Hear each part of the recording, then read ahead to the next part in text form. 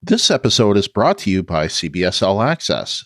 If you don't already subscribe to CBS All Access, please use our affiliate link by going to talkthroughmedia.com/CBS. Using our affiliate link gives us a little credit, which helps us to keep bringing you great content. U.S. residents only.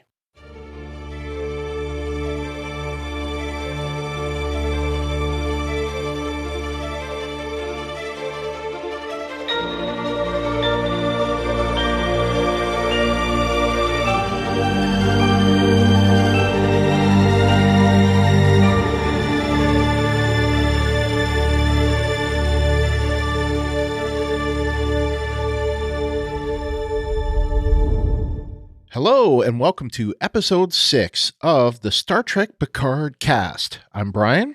And I'm Ruthie. And we will be covering Season 1, Episode 2 of Star Trek Picard, titled Maps and Legends. But before we get started with that, we do have some feedback from prior episodes, not just the last episode, but also the short treks. So let's open hailing frequencies. And if you want to skip this, we are going to put in this time chapters so you can skip ahead. This is the first time we've ever done chapters, so keep that in mind. But I'm also going to have in the blog post when the feedback for this episode starts. So just if you want to skip through that, just check that. Okay, so we've got some feedback for Children of Mars from Ken from Chicago, and Ken had a lot to say about that particular short trek. So I'm going to get it started. First, he says, I had issues with Children of Mars that seemed like ham-fisted manipulation. A shuttle for children had no one looking for stragglers.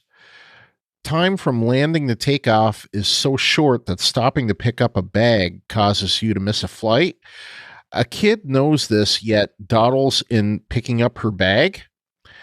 I would agree with those assessments. It did not seem like enough time. Maybe they tried to shorten the short trek. It wasn't short enough. Maybe they're trying for 5-minute short treks next time. Anyway, hashtag Brian's right. Lil is to blame. I get it. She's distraught. Her dad can't visit, so she's in her own world and doesn't see Kima. But how do you not notice you've bumped into a person? Enough to knock her bag to the ground. Then again, it felt manipulative. The feedbacker who mentioned he drove a school bus and had someone keep a head count raises something I hadn't considered. I think, LT, I think that was you. In the 24th century, it should be simple to automatically track the kids' communicators for attendance, security, and safety, like our smartphones today. I would agree with that 100%. Yeah. Okay, he goes on to say, I get what the powers that be wanted, but there was a better how. Lil trips, bumps into Kima, but caught by another student to whom she apologizes, not Kima. Kima is a new student who has registered with the school shuttle, and that's why she's left behind. Kima bumps into Lil at school, hard. The teacher gives Kima a school pad. Since it's new, Lil knows the standard password and hacks it to send the teacher without a trace to her, except a smug smirk. The teacher tells the kids with all the ships helping the Romulans that they dug up century-old ships to help out. Thus, you still get to the big fight while avoiding the needless nitpicks along the way. Also, the school using physical books is not like today. A better comparison would be if today's schools had students use slide rules, abacuses, and chalk slates. Now, if they were in a history class that immersed students in the past, then books make sense. I think the problem with what he's saying here is that these explanations require words. And I think the whole point of the short trek was so slim on dialogue. Yeah. So that's where I would say, yeah, you're right. But how do you convey that without words? So that's mine. I would agree with that. It definitely was a word light particular short trek. Yeah. Which I certainly didn't mind, but there wasn't much said there. He continues to say, also, tracing messages should be dirt simple in the 24th century. At the very least, the teacher should have held off punishment until she had all the facts. Then again, they should have had holographic teachers to supervise the class in an emergency when the teacher is detained. Does this mean Ruthie's wrong? No. The powers that be exploited Ruthie's and many viewers' familiarity with the school design to try to sneak some basic errors that are easily fixed, especially if they have a short that lasts a whole 9, 10, or maybe 11 minutes. Hashtag Knit Picard. Knit Picard. Yes, well. Yeah, small K. He has capital P, capital I, capital C, small K, capital A, capital R, capital D. Anyway, and he's got Spock hand, thumbs up, thumbs down, and a laughing, squinting, crying face. Yeah. Yeah. Okay. I think that's rolling on the floor laughing. I think that's what that is. Is that? I don't. Yeah. I don't know. I don't know the names of all the emojis. Yeah. Well, I don't know about I guess you could see them as basic errors that are easily fixed, but how do you do that without dialogue? Like I said. So yeah. I don't know. I think honestly, it wasn't an exploitation so much as it was a utilization of, like, as he said, common or familiar school tropes, so to speak. So, and I think it worked. So, hey, what are you going to do? Yep. All right. So now we've got some feedback for last week. Remembrance. Ruthie, you want to take that? Okay. So James, the augmented sailor, says, Brian, I just want to say in Fred's voice, which I will not imitate, you're crying too much when you watch. It's going to annoy Fred, and he may start calling you Michael. Fred doesn't need any help to get annoyed. Also, nitpicking James is coming forward. It was me that brought up baseball was resurrected on Cassidy's brother's colony, which could have led to its resurrection on Earth. All right, shut up, nitpicking James. It was an honest mistake on a podcast that had a ton of feedback. Relax, you jerk. Just having a little fun with you guys. Fred, I'm hoping you're able to fit your audio feedback in somehow, even if we have to get it a week behind or something. We all enjoy hearing from you, my friend. There was something else I wanted to comment on from the cast, but I forget what it is right now. I'll post it when I remember. Till then, great cast as always, guys. Another thing I forgot to bring up was Brian from Hawaii's Spot the 47. I think it's legit, because if I remember right, you had a really convoluted one on Discovery last season, Brian. Yes. I was trying to remember what that was. Oh my gosh. I didn't go back to check it out, but yeah, I remember there was a really convoluted one. I'll look it up. Probably mention it next week, but I didn't have a chance. It's been a busy week for me this week, but as I told him in Facebook, that don't make it right. Oh yes. My gosh. Then he goes on to say, by the way, have you seen the movie The Number 23? I think we might be able to make a movie about you and the number 47. LOL. Now, I am far from the only person that looks for the number 47. In fact, like Larry Nemechek, who James, you were on the roundtable with him a couple weeks back, his whole membership site is called Portal 47. And I know some other people that, like Justin Ozer, I think his like Trekkie 4747 or something like that. I forget what it is, but I know it's 4747. So anyway, it's just kind of funny. But more on the number 47 in a minute.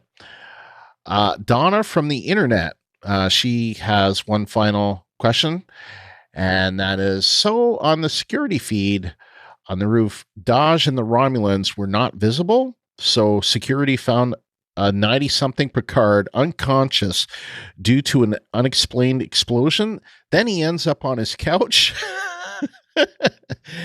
And it ends there. And I wrote down, this was actually before seeing the episode, I said, I suspect there may be a conspiracy. There's a conspiracy out there.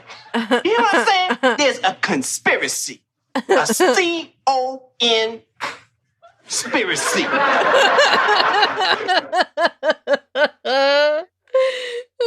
I believe that we have evidence gosh. that there definitely is a conspiracy afoot Yeah. for this episode. But For sure. I mean, yeah. I don't know. We don't know really what the authorities thought of the incident. I mean, I guess they have some thoughts because they kind of discussed it a little bit, didn't they? Well, yeah, they did, but I mean, the whole, well, and we know the truth about them, but it makes total sense why they did not find anything on the synths, because we'll get into that in a little bit once we start talking about this episode, but I think that it's pretty obvious, I think, to me anyway, why they never discovered what happened with the synths. It's because they don't want to find out what happened with the synths, because, anyway. So, yes. And I also mentioned, of course, Zhaban and Laris don't have the clearance, but, clearly they know their way around, and we saw evidence of that in this episode. Yeah. Well, I'm not sure that, I mean, obviously it doesn't end there, but No. I think that was just a primer, I guess, so to speak, sort of. Mm. All right. Well, we haven't had this in a little while, but we definitely have this week some errata. Incorrect. Yes. So one thing I wanted to point out is I said that I didn't see the Enterprise D in that archive room at the Starfleet archives. It turned out that it was there. In fact, it was hanging down along a wall. So we see that, I believe it's just before the index comes back in. In fact, the picture that I have in the docs, it had captions on, and you could see the little caption says index. So clearly that's right around that time, but you can see it in the wall behind Picard, the Enterprise D hanging. I did not catch this. I heard this on was either on YouTube or another podcast had mentioned it. In addition to the Trill and the Tellarite that was in Richter's staff, and Richter is the interviewer. I don't think or reporter or whatever you want to call her. Also known as Francie from Alias. Oh, yeah. And also, I found out that Akiva Goldsman's wife, her last name is Richter. So I don't know if that's a coincidence or not, or if he intentionally did that. But the makeup person of Richter's was Bajoran. And I did not catch that until I heard that mentioned somewhere else, and caught that on my next watch. I hope we're not going to point out every species that we saw on the Borg cube, because that could get tedious super fast. No. Okay, good. No. And now for the 47s. So it turns out I did a little digging last week and found that there were 2 47s on in the episode. In fact, they were displayed at the very same time. And that was... And they were so small. So small that I had to blow the thing up. But I did find... I know. At 25 minutes and 6 seconds, you see it's when Picard is in that archive, and there's a little pad that he is punching up, and it says like searching and a bunch of other stuff. And if you focus in the upper right corner of the pad, you will see a bunch of numbers, and included in those numbers are 47s. So Isn't that the upper left corner? Upper right corner, I think. Sorry, if you're looking at the whole picture where you can't read the numbers, Yeah. it's the upper right corner. Ugh. Yeah. Which is why I say, boo! How can you even read that? So, yeah, I still say that's not really a nod to 47 if you have to strain that hard to find it. Considering the fact that they would actually say the number 47 in The Next Generation. Oh, yeah. I say boo. And I didn't get a chance to do any kind of detective work on this one for that. So, I mean, I want to be clear. It's not that I don't want there to be 47. You want me to earn it. That's right. I want it to be legit. And I just don't think that the writers are really care about it. And I will point out why in a little bit. Okay. Actually, it didn't take us this long to get through that prior feedback as I thought. We'll be covering Season 1, Episode 2 of Star Trek Picard, titled Maps and Legends. Written by the not the co-showrunner, he's the showrunner, Michael Chabon, and Akiva Goldsman, who is an executive producer. And don't know if you knew, of course, Michael Chabon has a Pulitzer Prize for his novel, the novel that they're actually turning into a TV series, The Adventures of Cavalier and Clay. Akiva Goldsman is an Academy Award-winning screenwriter. Actually, he won the Oscar for Best Screenplay. I don't know if it was adapted or original. I think it was adapted for A Beautiful Mind. So, yeah. Anyway, and he's had a long career, and some things that he's known for, some people say that were great, and some things that he's known for weren't so great. But you can't all win them all. Directed by Hannalee M. Culpepper, again, for the second time in a row. Runtime of this one is a little bit less than the previous one at 44 minutes and 7 seconds. The description from CBS.com is as follows.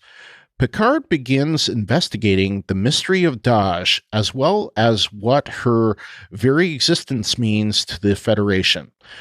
Without Starfleet support, Picard is left leaning on others for help, including Dr. Agnes Girardi, Alison Pill, and an estranged former colleague, Rafi Musiker, Michelle Hurd. Meanwhile, hidden enemies are also interested in where Picard's search for the truth about Daj will lead.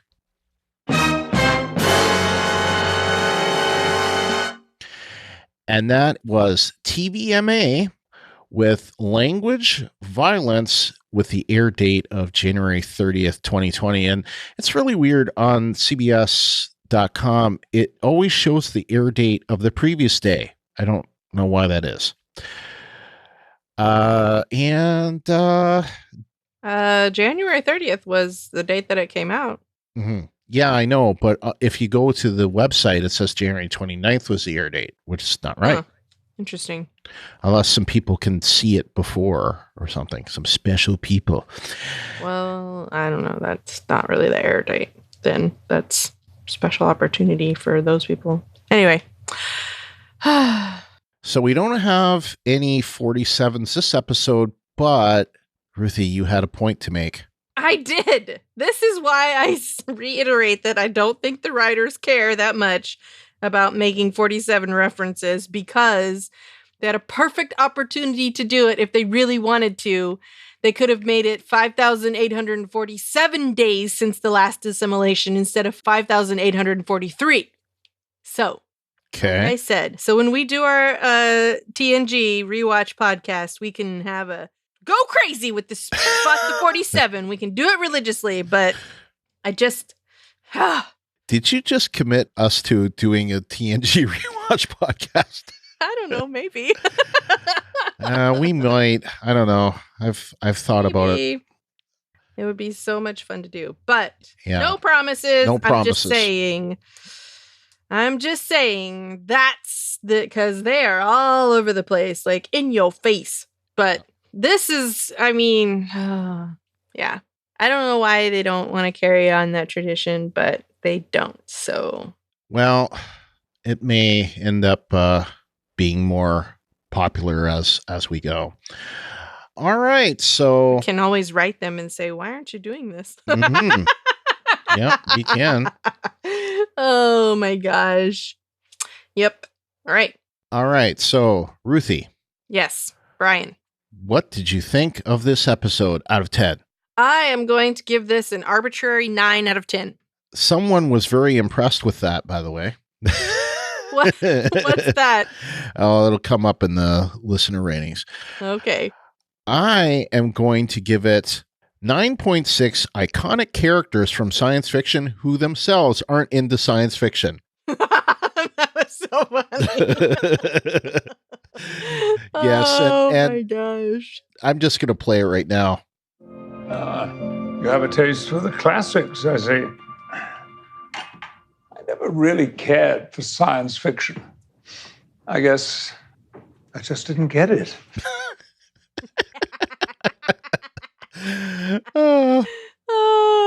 Yeah. That is classic. That was classic. It was right up there with telling the Admiral in the Pegasus that he's a role model. And I can't remember what episode that was, but he says to Beverly, "I'm not a very good actor," or something like that. Yeah. Oh, what was that episode? Hang on a second, I'll find it. I know it's in season 7. Well, I know the "I'm a role model" was tied to the Captain Picard Day banner, which was in the Pegasus, but I don't remember when the "I'm not a very good actor" was. Oh, that's when she was trying to get him play the Oh, that's right. The part the butler, on the role of the butler. That's right. Yeah. In I can't remember which episode that was. But yeah. Okay. Sorry. Yeah. I thought you were talking about the role model. I was like, well, I know what that one was. It was Captain Picard Day. But yeah, there was the Pegasus. Anywho, let's go on. 2 listener ratings. Brian from Hawaii gives it, I rate Maps and Legends 9.6, pitiable delusions of a once great man. Ouch. That was rough. That was rough. Yep. James, the Augmented Sailor, says Maps and Legends gets 9.8. She's not wrong. You can't go without us. Idiots! Did you hear that smack? I did. Okay, good. I'll have to make sure not to take that one out. And this one, Jeff from Facebook. Sorry, Jeff, I'm going to censor you slightly, but I'm going to read it as you wrote it. My first time, so here goes. Initial thoughts after viewing, arbitrary rating of 9. Shout out, Ruthie. Sheer hubrises. The irony of the Admiral of the Federation saying that. And yes, I did use that word, as Ruthie can attest. Yeah, that pretty ironic. Yeah, I know. It's like it's like the battle of the hubrises. Yeah, no doubt. And yay for the arbitrary ratings. Oh my gosh. That's awesome. I'm glad I'm not the only one who wants to give arbitrary numbers out, because I can't rank them. It's just that means I have to remember what I ranked all the ones before. And the funny thing is, I don't do this anymore, but I used to chart both of us where we would rate. I did that, I think, the first season of Walking Dead that we covered. And I just finally gave up. I think that's probably because at some point in time you realized without me saying that my ratings were arbitrary. Well, that and plus what I sometimes do, and I don't think I've done it in a while on Discovery, but I'll like go back, watch it again, and change my rating, So like last week, I'm not going to change the rating of a 10 because it's a 10. Yeah. And I still don't have any issues with it, but Steve from OKC says 8.2 out of 10. Let's slow things down a bit. LT from NC says, I'm giving this one a 9.8 out of 10 Romulan Boogeyman. Boogeymen. Awesome. Romulan Boogeyman, that's awesome. Rick from Cleveland says, another solid episode. I rank it 8.5 Spittlebugs on the P-nose out of 10.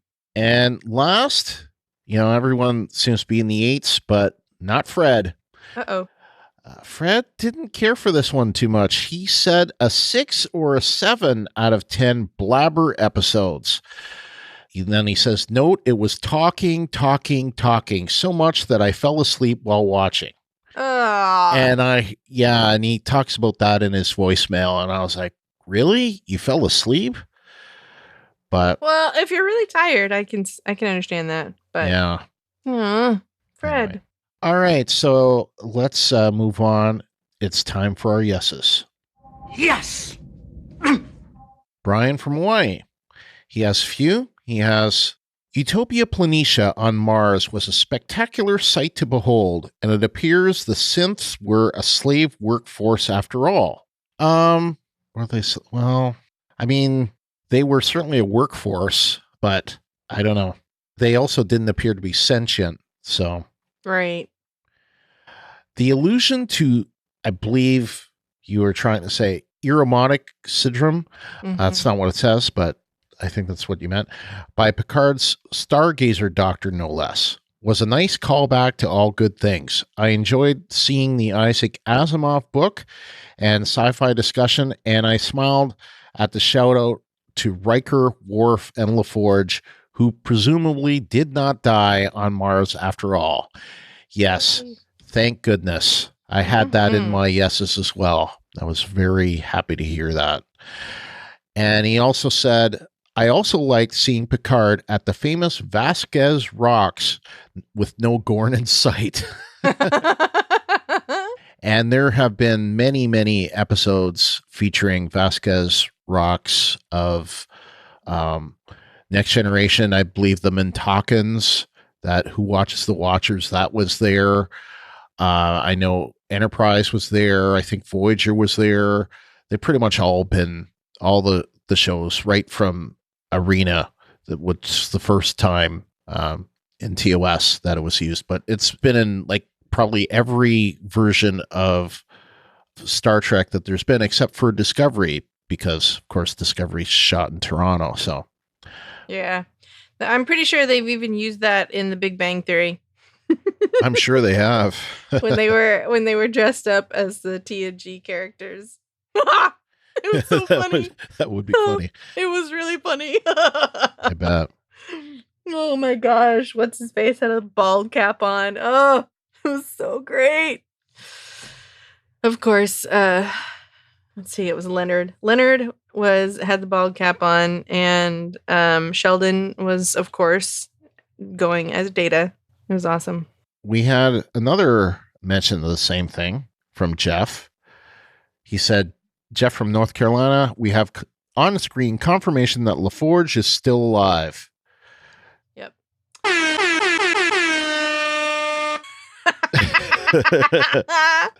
Yeah, that's right. We're all excited. Yep. So, James the Augmented Sailor says, Picard is getting his swagger back. Now that he's got something to fight for, he seems more like our old Jean-Luc. Yeah.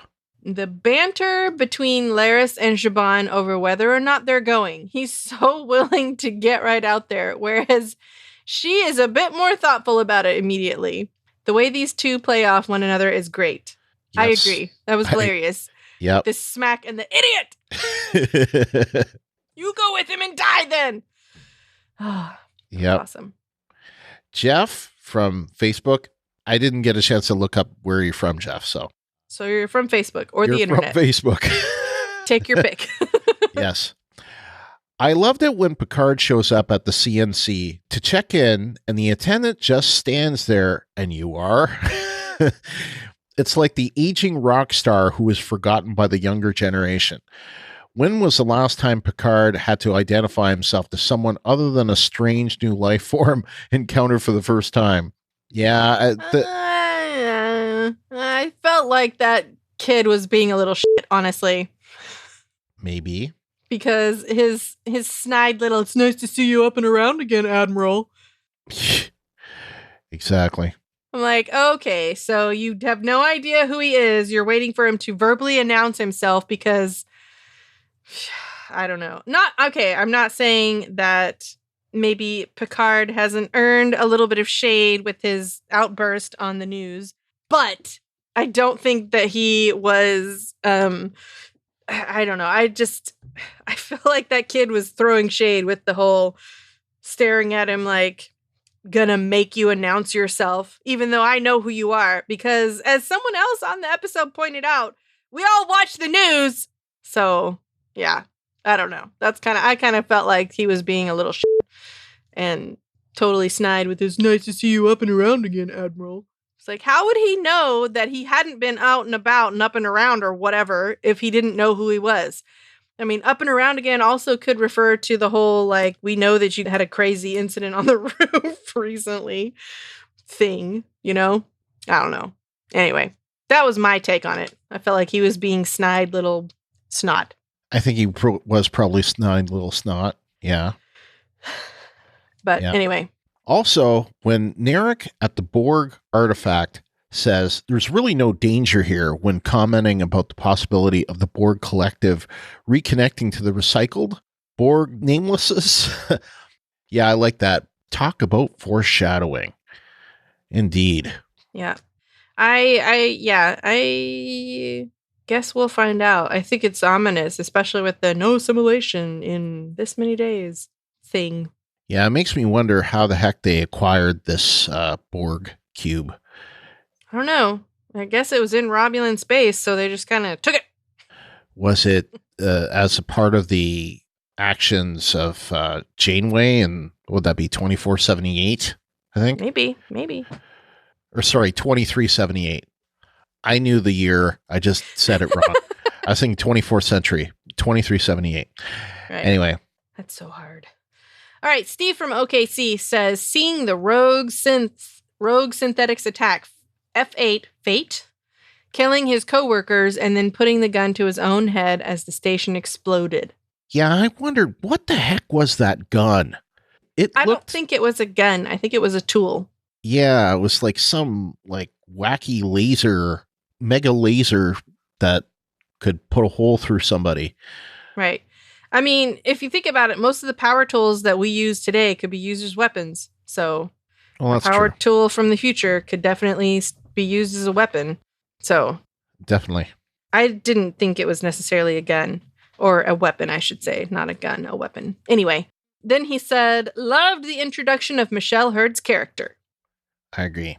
Yep, she was great. LT from NC says, my big guess this go round is Laris.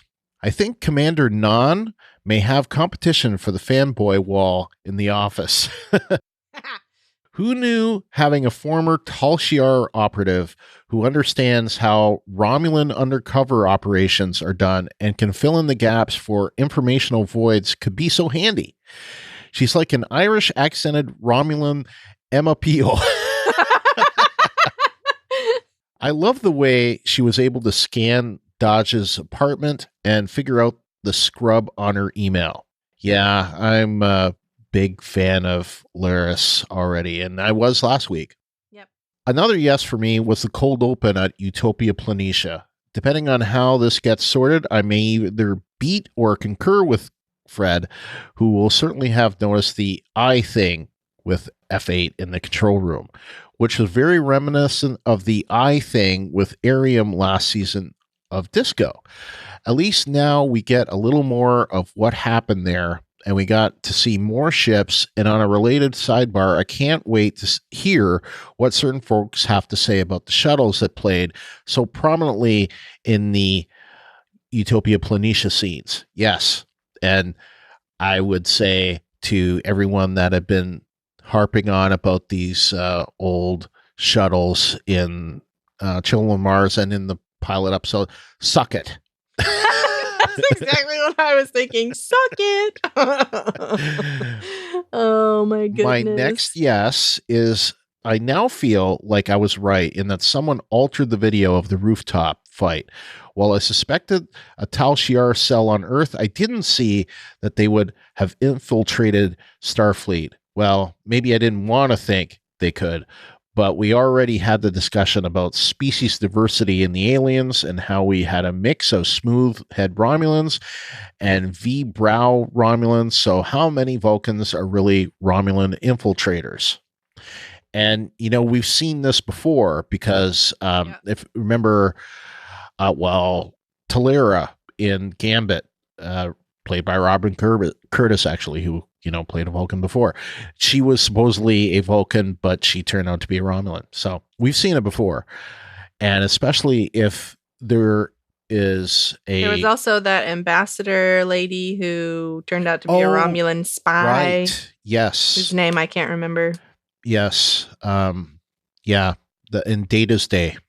Yes. Yeah, I can't remember the character right offhand, but I will look it up at some point. But yes, definitely we have seen this before, and the Commodore and Lieutenant Rizzo especially is not only like posing as a Vulcan, but in the case of Rizzo, she's posing as a human.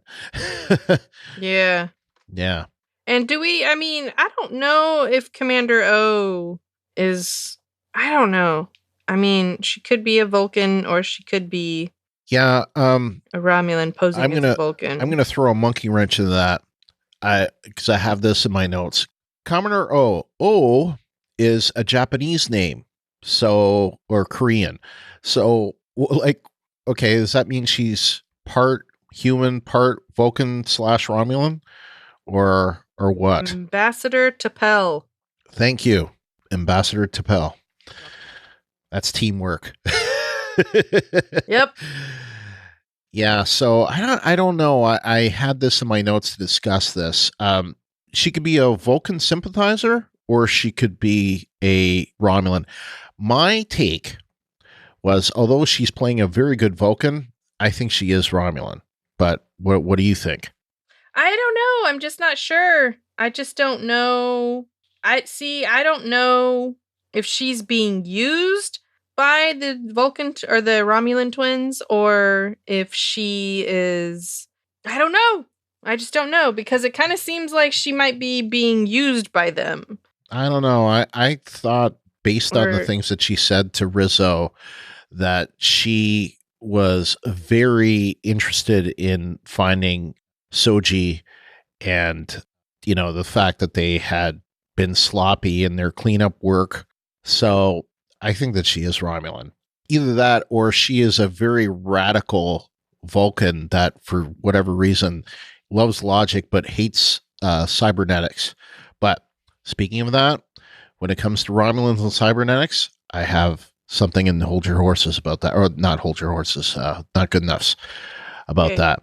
So, okay.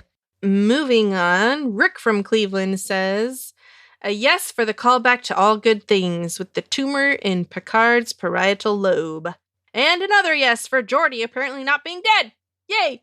Yes for upgraded holographic communications. We see an iteration of this in Discovery, and seeing it clearly upgraded for the times here was very nice. I don't think it was a tumor. I think it was a structural defect. That's what was said. So something in his parietal lobe that could be resulting in several different syndromes. We just don't know which one yet. Yeah, and it could be Ironic, it could be something else. But the most ominous part of what the doctor said was that they all pretty much end up with the same result. Right. So it sounds like, unless Picard is somehow cured of it by the Borg or something. One thought I had is that maybe the Borg caused this structural defect. So who knows? But could be that he is doesn't have too long to live. It sounds like. Yeah. All right. Lastly is from Fred from the Netherlands. He says, I also like the Utopia Planitia outside shots. I did too, actually. The awful discussion between Picard and Admiral Kirsten Clancy. And lastly, he says Lieutenant Marissa Rizzo with 2 hearts in the emoji eyes and big like smiley face with the tongue sort of almost out. All right. What did you have for yes? You might as well start it off. Well, I was going to tell you there's no tongue hanging out in that emoji. It's just the hard eyes emoji. Okay. I love Dr. Chirati. People in the synthetic human field tend to get a little secret planny. Secret planny, yeah. Oh, that was awesome. Oh my gosh. I agreed with a lot of the things that you said, so. Mm-hmm. Well, I love the cold open. That's been mentioned already, but I thought that was particularly well done and answered some of our questions about, how it got started. And, there was no rebelling. It was literally, they were sent programming new commands that with the eyes, like was said earlier, clearly someone did something to them. It wasn't on their own to do that. All new ships in the Armada, like I said, suck it, people. Had a problem of the other things, so we know the truth now. I really want to say that I had been thinking that Janeway was this admiral that they were going to do a switcheroo on us, and I'm glad that it wasn't her, because I think that scene, if it had been an admiral that we know and care about and love, for that message to come from her may have not been as effective as I think it was. Because I really have to say that, we've been kind of looking at it like, how dare the Federation do this, right? How dare they, turn their back on the, go against Picard and turn the back on him and all that stuff. But they did a really good job in this scene explaining why the Federation pulled out their assistance. I mean, 14 worlds were going to pull out of the Federation.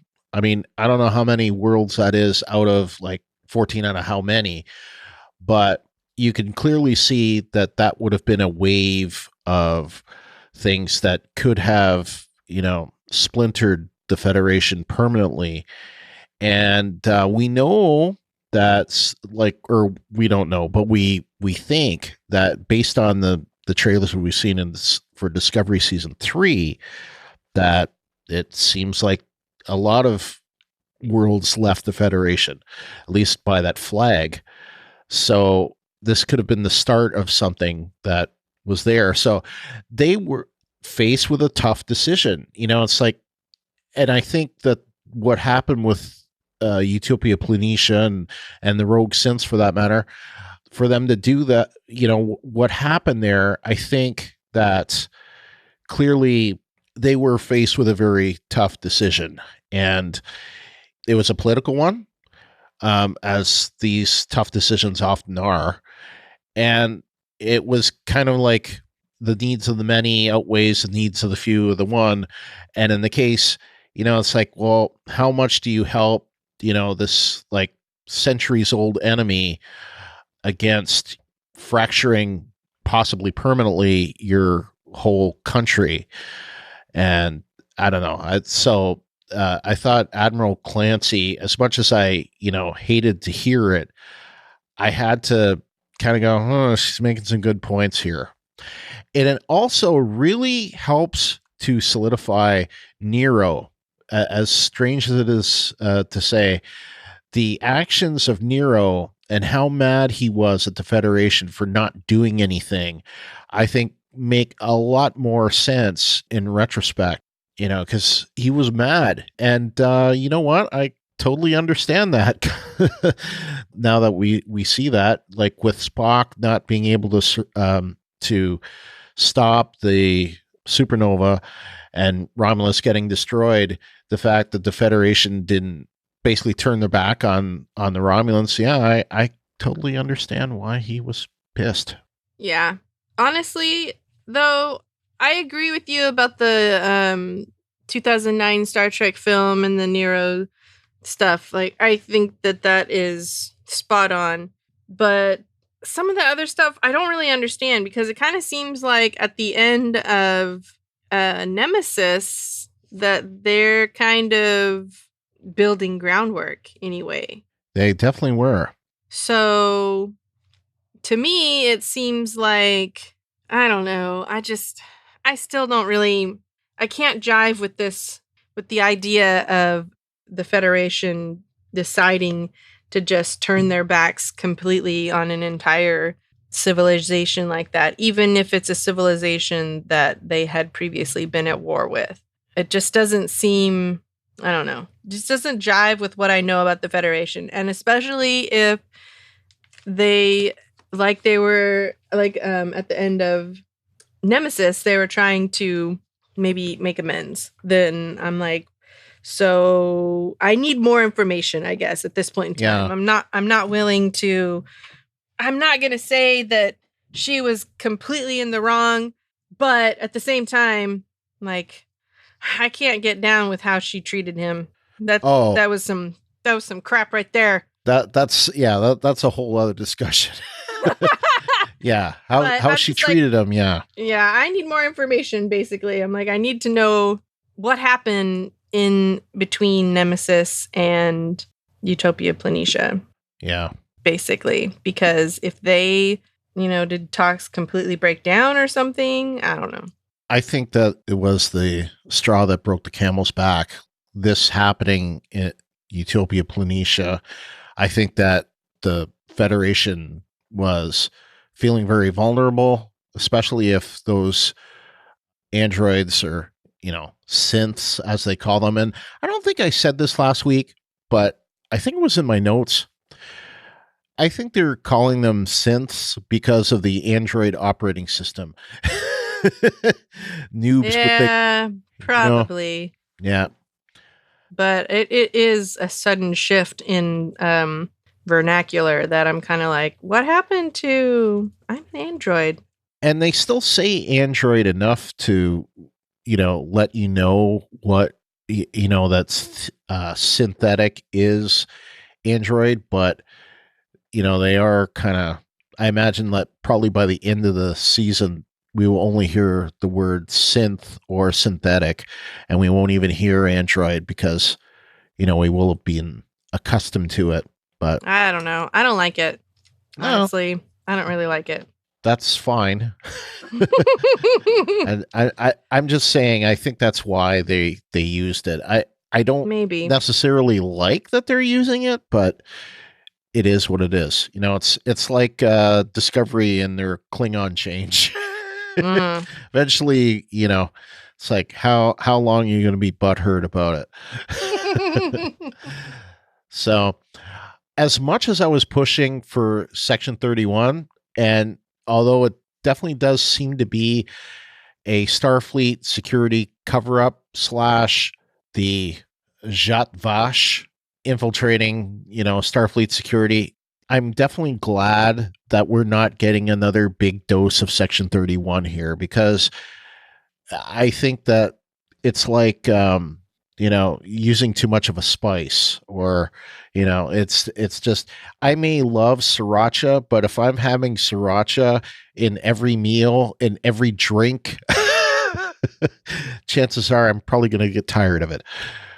Same kind of thing with Section 31. There's going to be a whole series with Section 31 in it. Obviously, Discovery with Giorgio in it for season 3. We're going to get some there.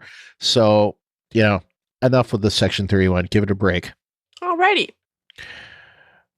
Is this the first Commodore to appear since the original series? I think so. Probably. As far as it is already mentioned about LaForge surviving the Mars attack, that was great.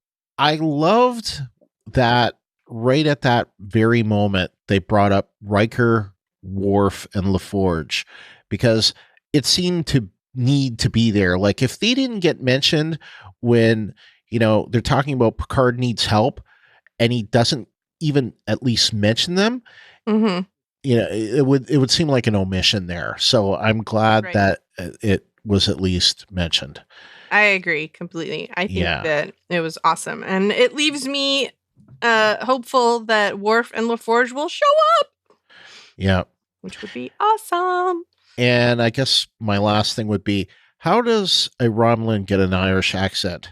I don't really care, but I love the accent. How does a Romulan get a British accent? Very true. Yeah, and the funny thing is, I know one of the Romulans, their Lieutenant Rizzo, at least we know her to be, but she's not Romulan that we've seen her yet. But, she's got an English accent, and she's not even English. The actress is American. Right. She was born in Boston. Yep. I think my final yes would be the reflection image in the clock. Yes. I thought that was so cool. I really liked it. What was reflected? Well, it was Picard in the clock. Oh, It was. I see. It was a picture of the clock, but you could see Picard in it. And that gave a symbolism of, he's running out of time, I guess, right? I don't really know, but I thought it was cool.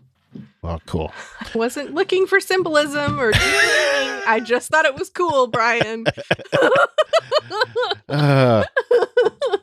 He's going too deep. Anyway, okay, let's move on to our nose. No! Brian from Hawaii. He says, the mystery admiral at Starfleet headquarters, Clancy, wasn't Janeway like Brian predicted. Boo! But, like I said, I'm okay with it. Ah. Picard's hubris asking to be demoted to captain was very odd. He didn't seem altogether lucid at that moment.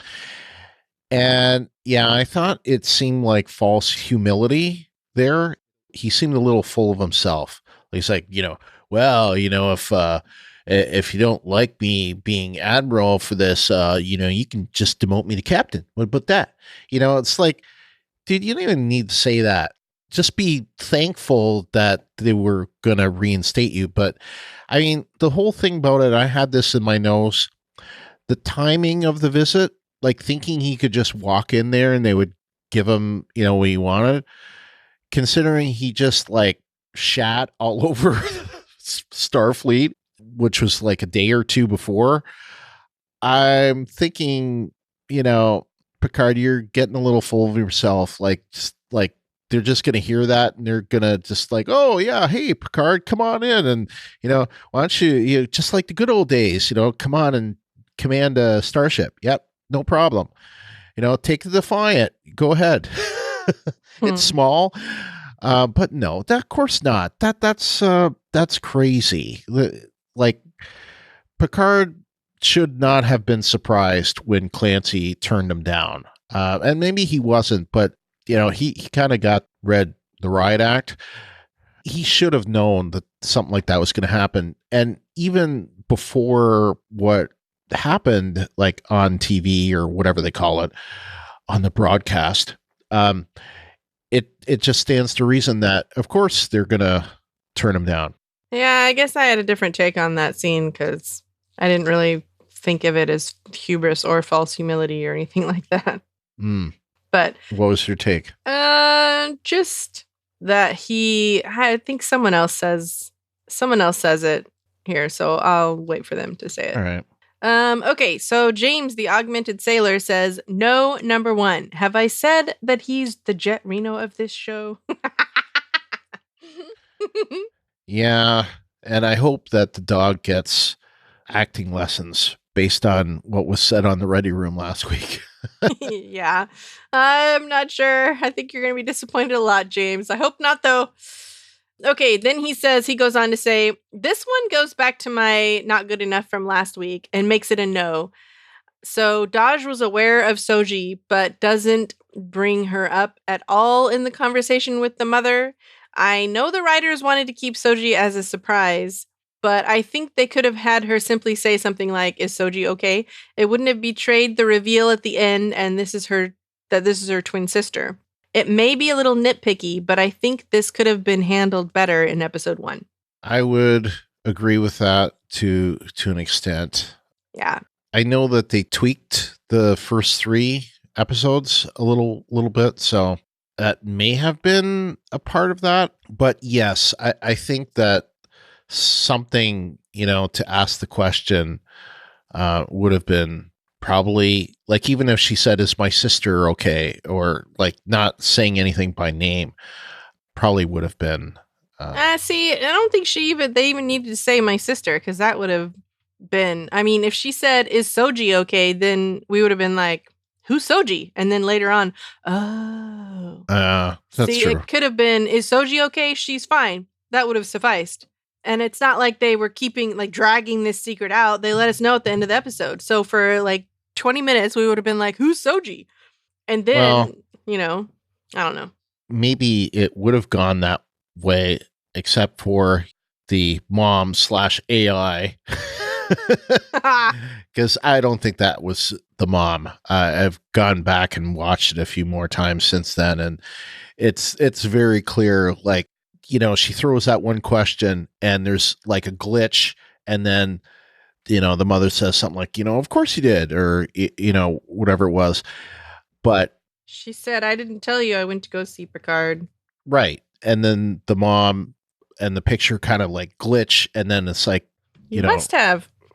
Or whatever she said. Of course you did. You must have, or something. Yeah. Yeah. But anyway, that's why I think that was just either an AI. I mean, it could have been an AI. And I'm wondering now, was that the Romulans like tapped in to say that? Like, were they the ones that were communicating with her? No, I think if it's an AI at all, it's an internal program. Yeah.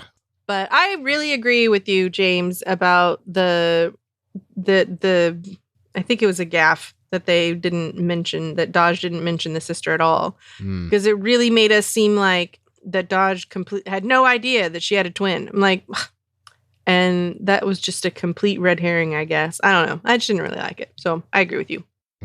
Jeff from Facebook says, those transporter door frames that Picard uses to get to the CNC. People are walking in and out of them indiscriminately. It seems like you would have to have some for incoming and some for designated for outgoing, or inevitably someone would walk halfway in while someone is transporting out and get their DNA scrambled or mixed or just sliced in half. I had not thought of it that way. My assumption was that there were door frames or whatever, which I want to know how that works, by the way. I'm sure someone is operating it. Because that seemed to work a lot faster than a regular transporter. Because it was like literally, poof, you're in. It wasn't like this long beaming process that we've seen. But maybe, in the 20 years that have passed, maybe it's faster to transport now than it used to be. I don't know. Maybe. Extra memory. But yeah, but my thought was there were probably some transporter door frames, on the other side that were out transporters. So we just didn't see that.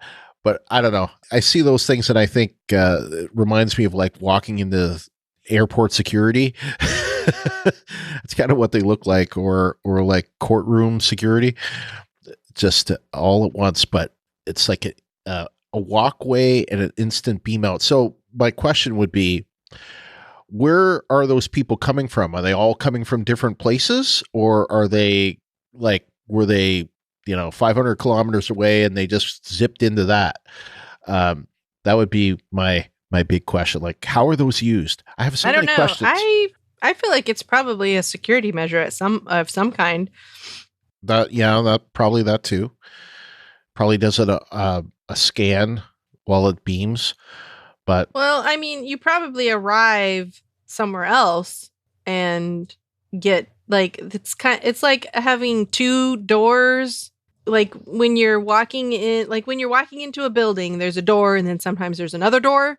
I feel like it's kind of that kind of a thing. Right. And that's usually for like weather or whatever. But it could be that kind of a thing and like a security related thing. Like not far away, there's a place where you I don't know, check in, so to speak, or whatever, get your bona fides, and then you get transported to headquarters so then they know that no crazy, whatever terrorist is going to show up and try and bomb the joint or something.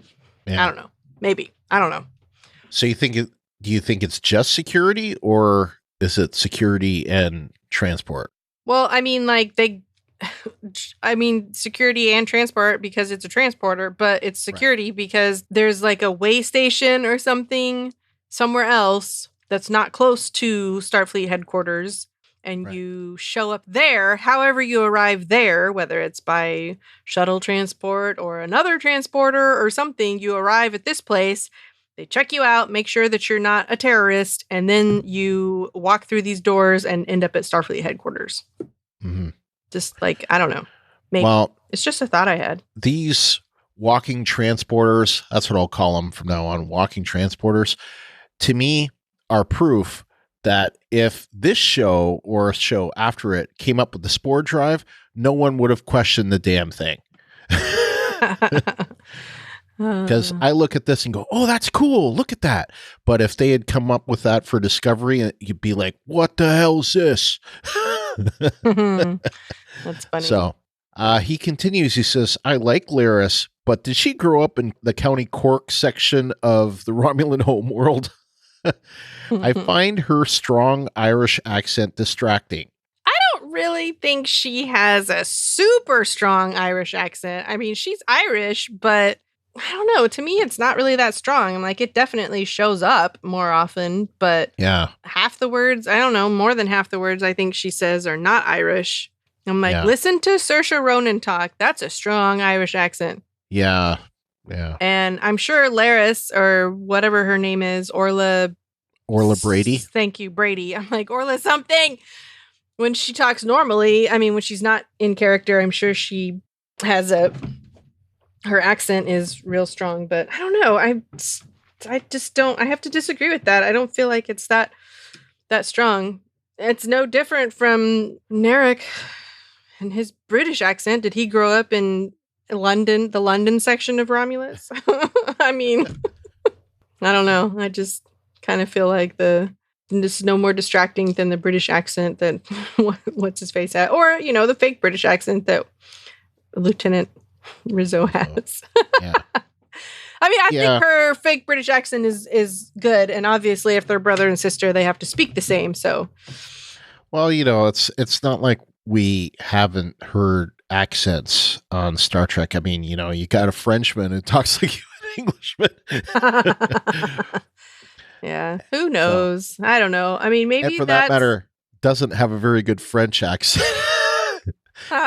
Him speaking French, I heard a lot of people talk about this, and I would agree. It seemed kind of like an Englishman speaking French. Yeah, I can see that for sure. I feel like it depends on where you learn English.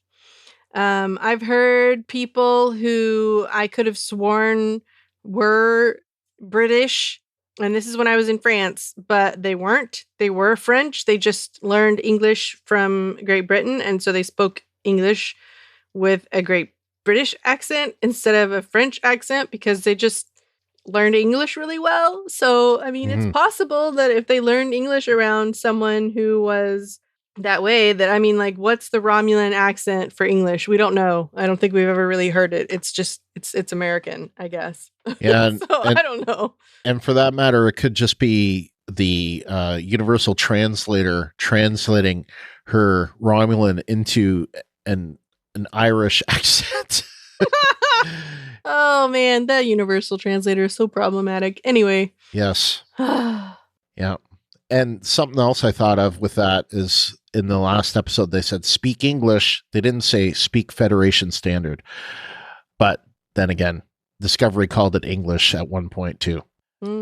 Jeff continues. He says, I also don't like that Zhaban is played by Jamie McShane, who played Tim Fanning in the TV adaptation of The Passage, a series of books I love. McShane's voice and accent are so distinctive, and I associated him with an evil, blood-sucking vampire that it's hard for me to accept him as a good guy. I'll get over it. And That's good I to know. have had no prior experience with Jamie McShane, so to me, he is a new actor. I had seen Orla Brady a little bit in Into the Badlands, but Yeah. I hate that show, so I didn't keep watching it. She was also in Fringe, apparently, Right. and something else. She's been in a lot of stuff. She had a spot on Doctor Who, but Yes, probably the she did. largest, I should say, main character role that she had was probably Into the Badlands. Off the top, recently, I should say. I think that was probably her most recent role. She was in American Horror Story as well. Well, yeah, that was the most recent. Yep. All right. Steve from OKC says, still no Jerry Ryan. And I say, I think you're going to be disappointed next week, too. Yep. LT from NC says, I have but one no, and it's an LT thing. When he went to see Rafi at the end, I was more bothered by the shuttle leaving. Just me. But if you're going to the left armpit of nowhere to see someone who assumingly may not be happy to see you, I'd feel better having my desktop standing by because it is a long walk back to the chateau from there. Yeah, just a little bit. That's funny. Yeah, I'm not sure that I would. I guess he was overly optimistic, maybe. I don't know. But yeah, that was kind of funny. The shuttle just like dropped him off and then pieced out. And she's like, you better call that cab back. I'm like, oh, crap. Well, it seems like he won her over just by saying the secret Romulan, whatever he said. Oh, Romulan I wrote it death down. clouds or something. I wrote it down. Secret Romulan assassins are operating on Earth. Yes. I was gonna say that as one of my yeses, but we moved on. Anyway, so Fred from the Netherlands says, too much talking. Result equals sleep. He's got some emojis here. He's got the nerd emoji. I'm assuming that's the Dutch flag, and then the sleepy emoji. So, because it doesn't show up on my screen. It just does it shows- not? No, it just says NL. So, but I'm assuming Yeah. Dutch flag. Sure, that makes sense. I don't know. I mean, I guess he would pick the Dutch flag. I mean, I don't know. He's after all Dutch. Okay. Rick from Cleveland says, my deductions were for a couple of things. I did not care for the way Admiral Clancy dealt with Picard. I get what they were going for, but I did not care for that at all. Maybe that's the intention, to play on our belief in Picard as the altruistic hero and point out that some see him as betraying Starfleet and evolving into a Don Quixote of sorts. Not a fan of that story element. I'll just say I think that's exactly what they're intending. So Yeah. I think, because if you think about it, like Picard retiring, like basically quitting on Starfleet, I would think that they wouldn't be too happy with him, number one. And there had to have been, although it does seem like, he just like grabbed all his toys and went home. I think there was a little more to it than that. Like, it probably was kind of done in a fit of rage, but I would think that it was building up, because from what we know, this happened in April of 2385, and he retired in 2386. So it wasn't like, the next day he quit. It was several months later he quit. So it was probably building. That's my point. So anyway, it's Yeah, I think unfortunate. this is maybe the one that I was thinking about when I said someone else said how I felt about it. Yeah. Because I didn't really, I didn't really like it. The other thing was intermixing the scenes in Daj's apartment with Laris and Shaban with those at Chateau Picard. Switching rapidly between the two conversations I did not care for, even if they were related. there was a lot of exposition there, and I had to keep shifting between the related topics. Yeah, I would agree with that. I think that that was probably not my most favorite. I mean, I like the things that happen in there, but I could also see them playing it a more straightforward way, like have the discussion at the chateau and then, them go off to Boston, but they kind of combined it. So I guess maybe that may have been an editing decision. I don't know. Yeah, I think that kind of stuff works when you have one scene with no talking, all action, and another scene beforehand, like, hey, we're explaining to you what we're going to do. And while they're explaining what they're going to do, interspliced is the action-y, what they're actually doing it scenes. I think that's how that kind of thing works. Not really like two separate conversations. Right. Which is kind of what was happening. Like there was conversation A and conversation B, and we did kind of have to keep switching back and forth. So I can understand that. Yeah. I agree. This one I feel funny in bringing up because for me, hearing this, it's not a problem. I guess why I'm giving it a no is because I know it's a trigger for them. And that is the F-bombs in this. Apparently one of them wasn't written that way, like the one that Lyris did. I heard on the Ready Room that it was actually Ola Brady that replaced what was written with what she would actually say. And apparently she didn't actually say the F word, but in the captions, it says the F word. Apparently what she said was FECKERS. So as opposed to the U. But that could be the Irish pronunciation of. And as far as Clancy is concerned, it certainly did get a shock out of Picard, and I thought it was effective in that. But the thing is, like, I remember, and I'm surprised we didn't get any feedback that talked about this, but I certainly did see it online. A lot of people were introduced to Star Trek as a little kid by their parents, and there are those people, a lot of them have grown up to introduce Star Trek to their kids or are planning to do so. And when season 1, episode 5 of Discovery, and they had their 2 F-bombs and that Choose Your Pain, when they had them, there was an outcry. Now, maybe there's a predisposition to have an outcry for Discovery, at least in the first season. So maybe that was just like pushing an already sensitive button. So maybe there wasn't as much of an outcry here, but anyway, my point being is that some people, I should say, were upset or offended by the use of it because, I don't know, disappointed. Star Trek, by that kind of thing. And I get it. I didn't think that either use of it was necessary here. And I said already, I think that the Clancy one was more effective because it definitely did get a shock out of Picard. He kind of went like he kind of did like a double take. Well, you could definitely see it on his face. Yeah.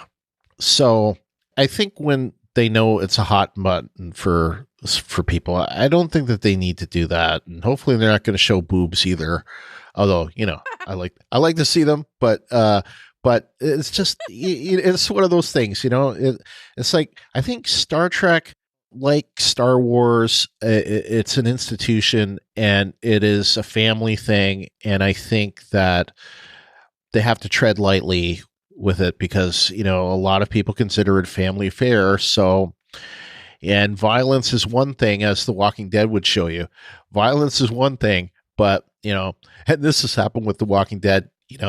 They can kill people in all sorts of ways, but don't you dare let them swear. Yeah. Anyway, so it's a similar thing. I just don't think that they needed to go there. So not personally offended, just thinking, man, just don't do it. Just take the high road. Don't use some colorful metaphors, as Spock would say. So That's funny. Okay, my no, and I cannot believe that I'm the one whining about this and not Brian, but It's the episode length. I mean, after the minute 44-second recap, the minute 41-second title sequence, and the minute 32 end credits and preview scenes, a 44-minute 7-second show ends up being only 39 minutes and 10 seconds. And it ended so abruptly again. I think someone else mentioned that, but I just don't get it. I can see now why the premiere was the first 3 episodes, because it would have been a little embarrassing otherwise. It would have been barely an hour. I mean, barely over an hour, not even an hour and a half if they had just content for the premiere. Anyway, I don't understand why they're so short when they have an opportunity not to be constrained by a regular network TV time slot. And to be honest, it's kind of, maybe I'm just spoiled from other TV shows that I've watched that are streaming where they're like, let's go 50 minutes or 55 minutes or... And certainly Discovery in season 2 had some much longer episodes, And maybe they will, but I just feel like for the premiere, you want to come out of the gate swinging, not, I don't know. Yeah. I think that for me, I have heard other people complain about it, and it is really ironic that you're the one complaining. I agree with that. And when you do your math there and you say that there's 39 minutes and 10 seconds of content, I have to say, oh yeah, okay, well then I totally see that. But anyway, I think for me, it's a 40-minute barrier thing. And when I start seeing things that are under 40 minutes, as most of the episodes of, say, The Mandalorian were, and we already talked about this on a previous episode, I think that was part of the Discovery podcast, but that apparently that was by design in the case of The Mandalorian. And in the case of this, like I said, they had shuffled around the episodes, I think. So Hanley M. Culpepper is directing this next one as well. So I think they kind of shuffled things around. So I wouldn't be surprised if next week is short as well. And then we might get some longer ones. I really hope so, because I don't know. Maybe it's just bad editing or something, but... Well, it's also they had a long recap with also, they have long credits, long final credits, and it does take it away, but... Yeah, like when TNG, they have super long opening credits, right? Yeah. But their episodes are also like 46 minutes long.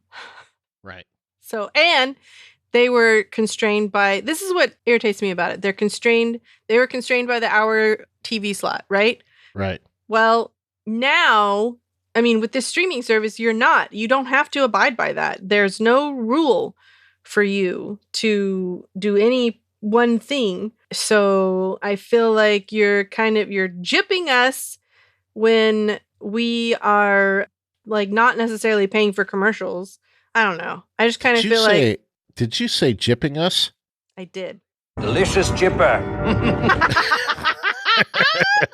Oh my gosh, that's funny. Yeah, well, I don't know. I just kind of feel like, I mean, I skipped the recap because I can do that, and then I skipped the credits because I can do that on my second rewatch because I don't need to watch it on my second rewatch. I've already seen the recap. I don't need to be reminded again. And I just felt like, holy crap, that was so quick. That was so quick. Yeah. And a normal TV shows that I watch, like most of the TV that I watch now, their episodes are like 42 minutes long, but they also have practically no end credits. Yeah. And their title sequence is like 10 seconds long. So. Right. Yeah, and I don't want that for a Star Trek show. I think that the long credits are built into the show. And I know that they've tried this kind of thing in the past. I want to say not Discovery. Enterprise had some short credits at one point, and I don't think it works for this kind of show. I think it's like Game of Thrones. Game of Thrones had these long rolling credits, and yeah. they were always amazing because they always changed a little bit each time. Mhm. And that was just part of getting into the show. And I think you want to have long credits here, but at the same time, I think they could probably speed up those end credits, and you don't have to have. I skip through the previously on as well on the second watch. Well, I mean, my point is you're not constrained by a network TV time slot. You're making us pay for this show. Give us more. Yeah, and by the way, I'm slipping. This time, I've only seen it twice. What? Although I have seen Remembrance now 7 times, so I've watched it another 4 times after I podcasted. But I just haven't. I was very busy the last 2 days at work, so Yeah. that's it. I think for our nose, right? Yeah. Unless you have something else.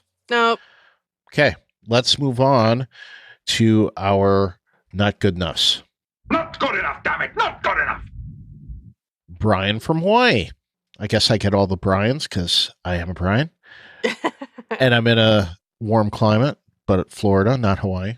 Anyway, the episode was even shorter than the first one and ended just as abruptly. I believe you have an agreement here from Ruthie. Also, the explanation that the big secret being kept by the Jat Vache is a loathing of synthetics didn't make sense to me. Neither did the forensic molecular reconstruction to pick up the particle residuum in Daj's Boston apartment. I have something to say on the Jat Vache in a little bit, but to kind of work with this, but I'll say that for my not good enough. But I like the forensic molecular reconstruction, and I like the fact that, you know, she said something like, well, that's what we wanted you to believe, that it wasn't effective. I like that part. So it was weird. I don't know how it could like kind of pick up an after image like that, but yeah, I didn't have a problem with it. I have no idea how it could do that either. Yeah.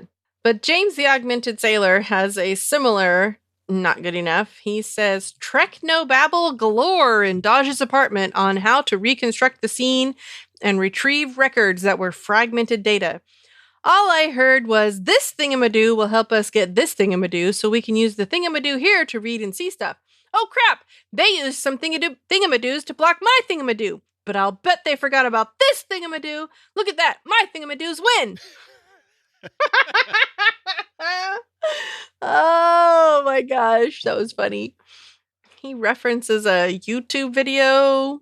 I don't think we can play that, but I'll post a reference to it. Actually, it's probably already in the feedback, but yeah, it's just a... So anyway, he goes on to say, the fact that Michael Chabon chose to leave Geordi out of season 1. For those of us that read the comics, you'll know where I'm coming from. For those that don't, subscribe to Brian and Ruthie's Patreon, as Brian, LT, and I, meaning James, the Augmented Sailor, will discuss this, and it will be a major plot point for me. And then he put in parentheses, shameless plug. Yes. So about that, so we are going to do a Patreon, and that's only for patrons, but we will be discussing the comic book, and that's going to be Monday, and we will have a message about it on the blog post as well, but on the in the Facebook group. But you have to sign up to participate and then later to listen. But only $1 a month will give you access to it. But that's at patreon.com/Brian and Ruthie.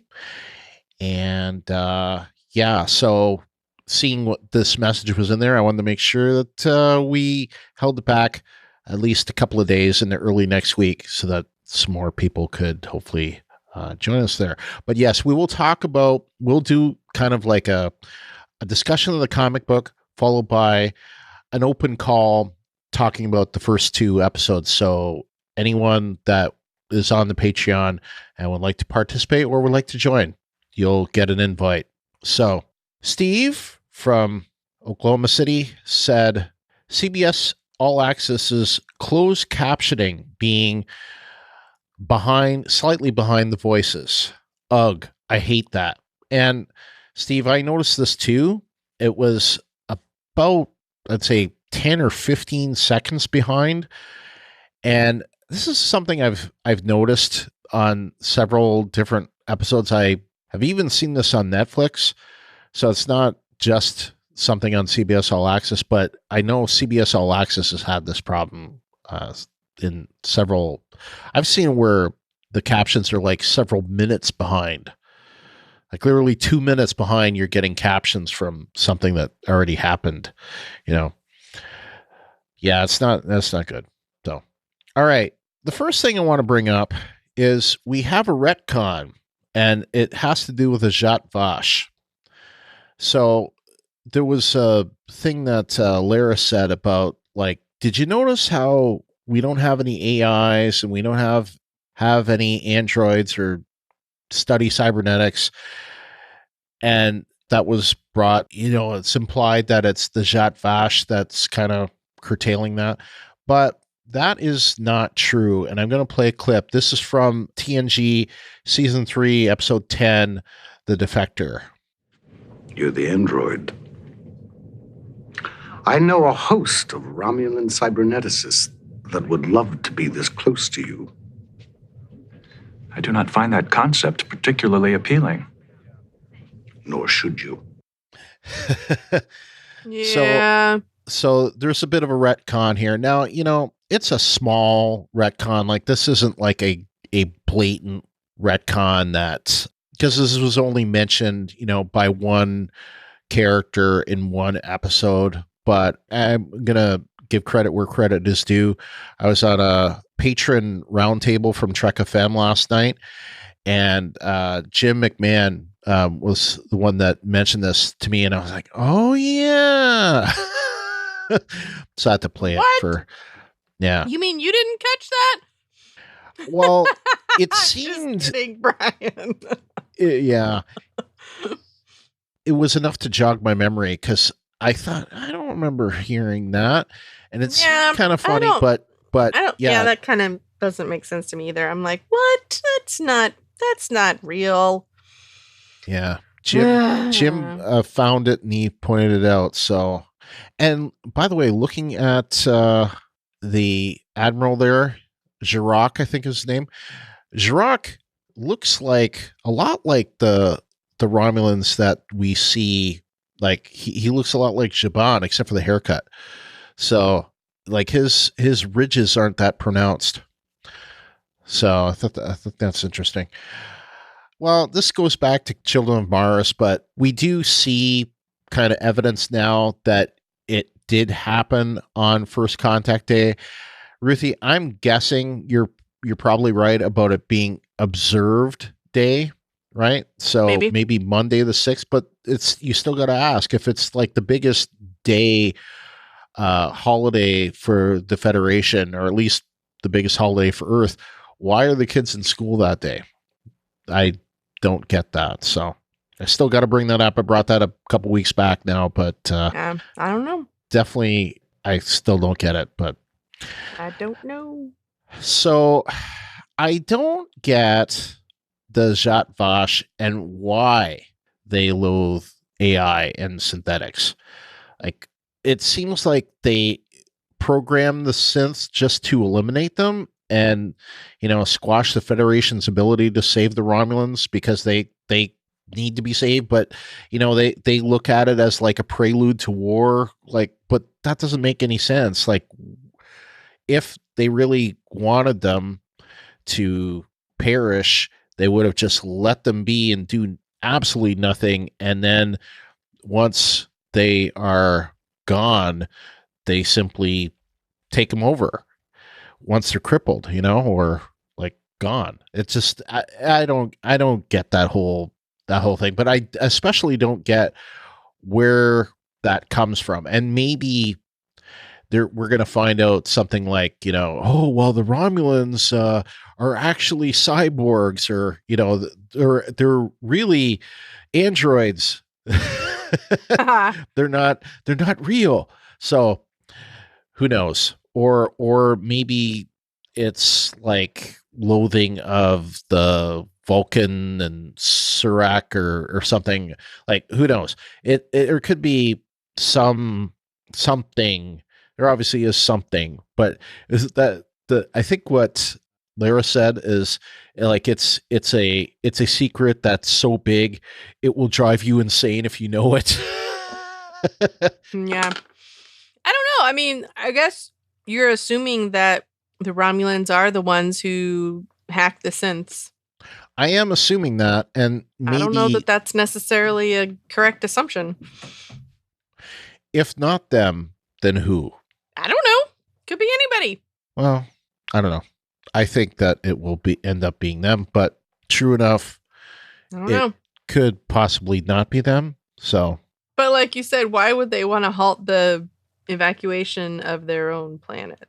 Yeah, and the only reason that I can see, and it's hinted at, but that they just thought that the Federation were going to attack, but or that the whole supernova was a hoax, but I don't think it was a hoax.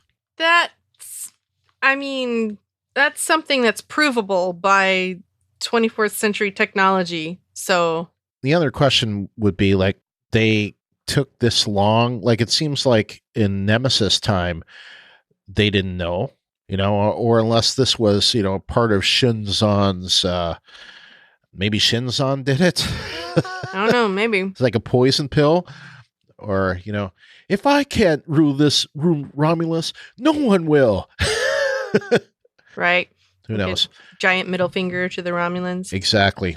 Okay, so let's, that's it for our not good enough. Let's open hailing frequencies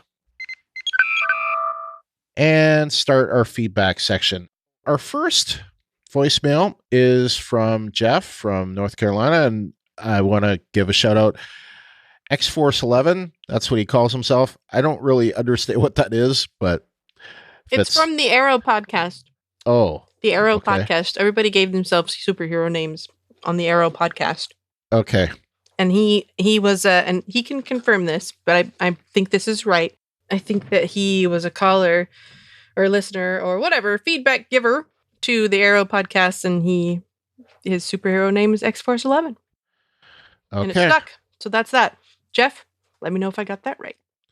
Well, I think you're right about that, because he did mention in message to me about, like, contributing to, those. He currently hosts the Castle Rock Zone on our old network, Golden Spiral Media, covering Castle Rock. So I want to give him a proper shout out this time, because I was like, does he do a podcast still? I don't know, but yes, it's Castle Rock Zone that he does, and he contributes to some of the other DC based podcasts on GSM. So anyway, here's Jeff's voicemail.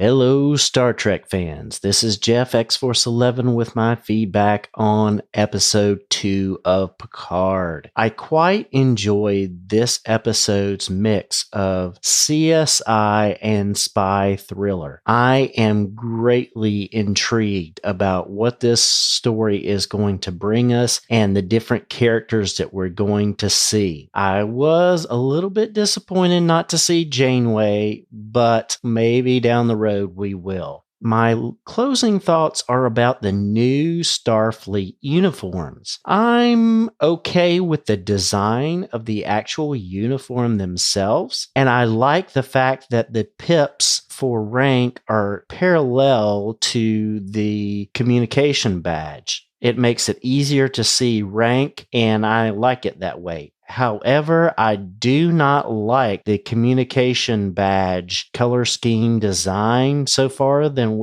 what we've seen. And maybe that's just the upper level commands, but I'm not liking it as much as the traditional one that we get to see Picard put on a little bit later in the episode. All right, those are my thoughts. X-Force 11 is out. Well, thank you so much, Jeff. And, good to hear from you again. So let's talk a little bit about his feedback. He didn't like the communicators. One thing I will mention is those communicators are based upon the communicators that we see in a couple of Berman era episodes that were, supposedly in the future. Like I think Janeway in the Endgame final episode, she had a communicator like that. All Good Things, they had that same communicator. I think the Visitor, they also had that communicator. So this is kind of very similar. Like I think it's slightly different than the one seen there, but largely the same. So I think they kind of went with that accordingly. I am curious though. Admiral Clancy's uniform was quite a bit different. Like it was gray as opposed to it wasn't one of the wasn't command. It wasn't operations or security like O and Rizzo had. So I'm curious about that. Like we know admirals' uniforms are usually different, but hers did not look very close to it, but who knows? It could have been like Picard's jacket and shirt that he started wearing in season 5.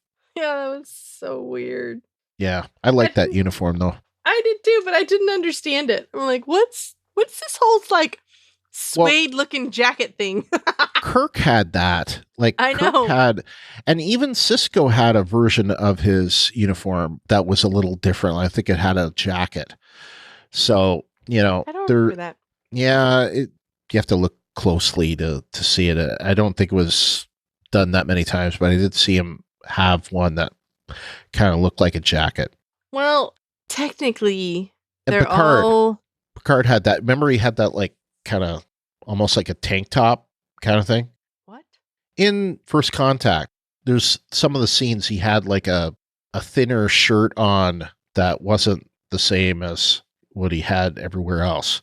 So anyway, captains usually have this other special variation. Uniforms. Yes. Well, it was weird because technically the whole uniform is supposed to be not. I mean, I don't understand this. Okay, this is the one uniform thing that I don't get. When Rolaren takes off her jacket. Oh yes. Clearly wearing a jumpsuit, but then she removes her jacket, which closes in the front. But in every other scene, her jumpsuit zips up the back. So well, yeah, like this is some kind of weird newfangled closure thing that somehow it closes in the back but opens in the front. well, and that's the funny thing too, is that a lot of especially the women on Next Gen, but certainly some of the men as well, their uniform with the collared piece, that we see in season 3.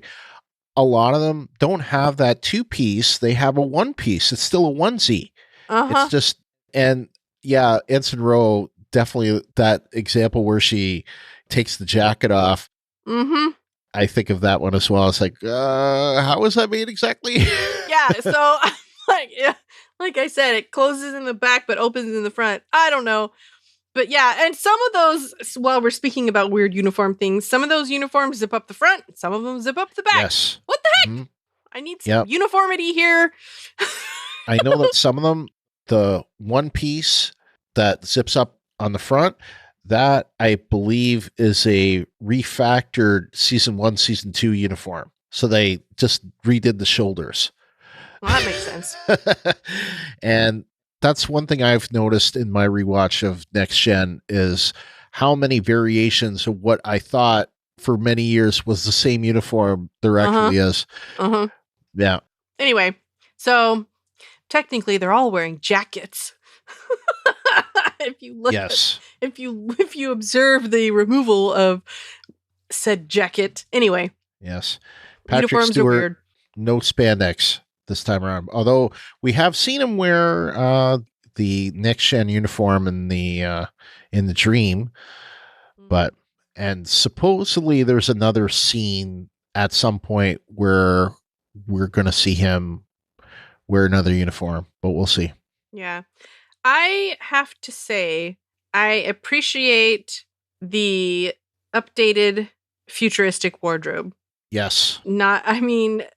That is one thing I just found super hilarious during my rewatch of The Next Generation. It's like, what did they think that we were going to be wearing in the future? Like, everybody's wearing, like, no one has any pockets. Right. Because I don't know why. I guess nobody wants to put their hands anywhere anymore in the future. Like, that doesn't make any sense. I mean, except for the cadets. The cadets have cargo pants, but I'm sure they didn't have what you call them, like regular pants pockets. They just had cargo pockets. Yeah, so so strange. And then their civilian clothes were just so odd. Oh yeah, the uneven tapering. Mm-hmm. So like on one side it's like hanging, and the other side it's up. Yeah, the high low thing, the weird V-necks, and is weird. Yeah. It's like an early or late 80s, early 90s version of what they're going to be wearing in the 24th century. And I'm glad that they backed off of that. Yeah. And I was thinking about that last week, but I didn't say anything. So I'll say it now. Yeah, it's very much updated, and very much it's a good thing that they didn't have that stuff. Because, I agree with you. So much of it was just cheesy. Almost every single civilian I saw was wearing some kind of skin tight jumpsuit. And I was like, man, yeah, it sucked to be a person in the 24th century and be like, I'm going to wear my skin tight spandex again today. Yeah. It's like, where are my Spanx? The CSI and spy mix that you mentioned, it's funny because I kind of thought that we would start seeing some of this as part of the Section 31 show when it comes. But I guess it makes sense because of this is like, a good old style mystery like Dixon Hill. But it also makes you wonder, it's like, how come there's no archaeology part? But maybe that's how the Jat Vache fit in. Maybe there's some archaeological reason. We'll find out.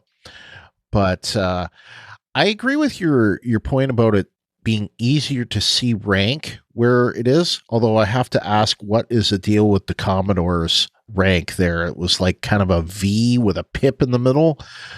I guess that's because of Commodore, but you notice Admiral Clancy's pips were a lot more standard. There were more of them, but was more standard than what we certainly got on O's uniform. Okay, so we've got another voicemail. This one is from Steve. Hello, Brian and Ruthie. This is Steve. This is for Maps and Legends. And so I guess we got the confirmation of the date. And I guess they really wanted to hit us over the head with it. They didn't want to just say, it's 2385, 14 years ago. They could have just done, when it went to the next scene, they could have put 2399 across the bottom of the screen. That might have helped those that are still in question about what year it is. But anyway, so this episode was just, there's a lot of talk. But it did further the story. It gave us a lot of information. I mean, we discover that the Romulans are not as boring as we thought, that somehow they've managed to establish some sort of intelligent network here on Earth. And this Borg cube, I guess, is hidden from the rest of the Federation.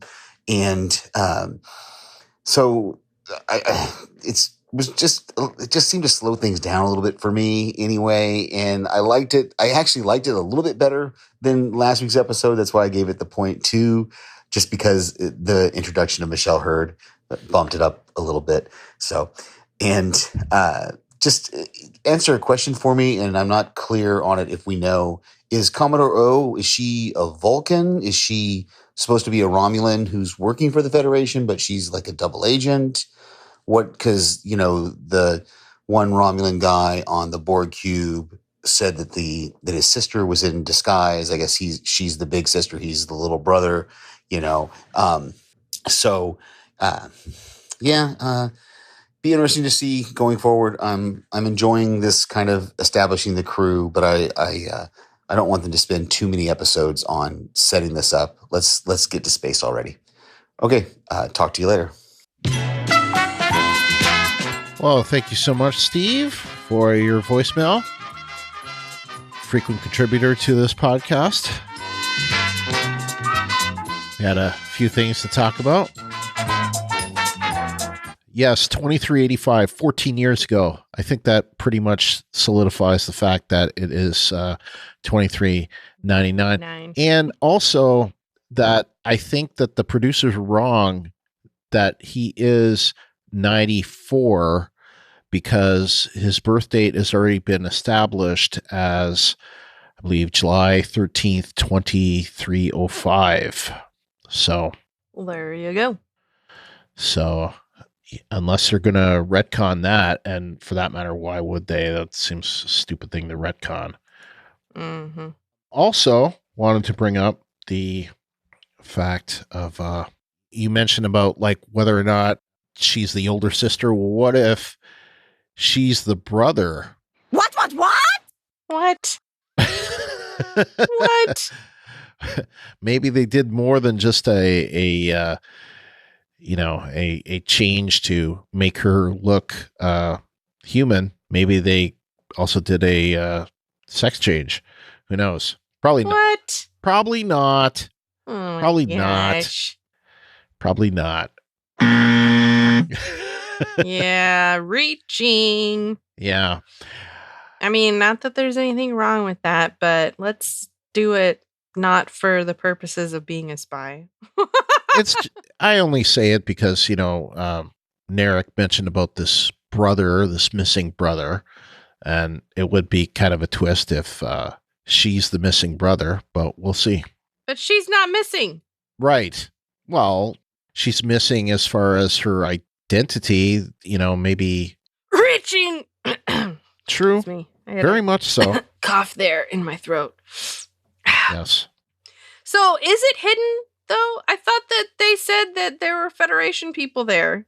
I thought they said there were scientists and people from all over.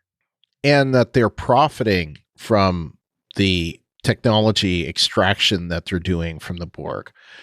So, and that always makes me wonder, it's like, well, the Federation doesn't have money. So how do they pay? But well, they can still gold press latinum, probably. Yeah, they still barter in technology or whatever. I don't know.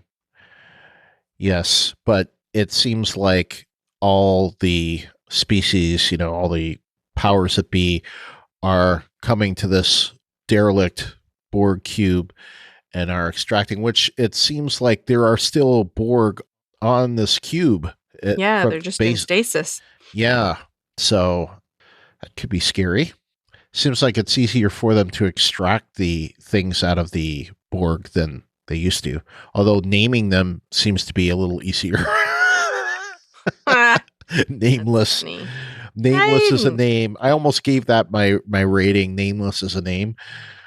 Yeah, I mean, I get what she's saying, but I didn't understand what they were talking about as far as it seemed like they sort of said that they didn't know what species they were. Right. Which I will come to later. All right. Speaking of talk, much like this next voicemail that we've got. So we didn't get a voicemail last week from our good friend Fred from the Netherlands. We already got a rating. He didn't seem to like it, but he's got more, and he talks a little bit about last episode as well. Here is a very mammoth voicemail, which we normally say 4 minutes or less, but since he didn't get to leave one last time, he's using his option, his one-time over 4 minutes card. So, all right, here it is. Hello, Brian and Ruthie, and all listeners to Talk Through Media. This is Fred from the Netherlands with some feedback for Star Trek Picard, Season 1, Episode 2. I know this feedback is a little long, but that is a compensation of not giving audio feedback last week. I did get my audio feedback in time, so it's impossible that I am grumpy. Still, I think that in Episode 1, there were some small moments that Patrick was not optimal in his acting. On the other hand, he's almost 80, and the rest was quite amazing.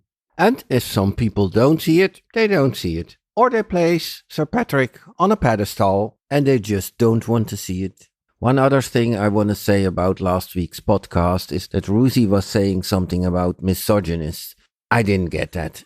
Cut the girl a break. Stop being a misogynist, Fred.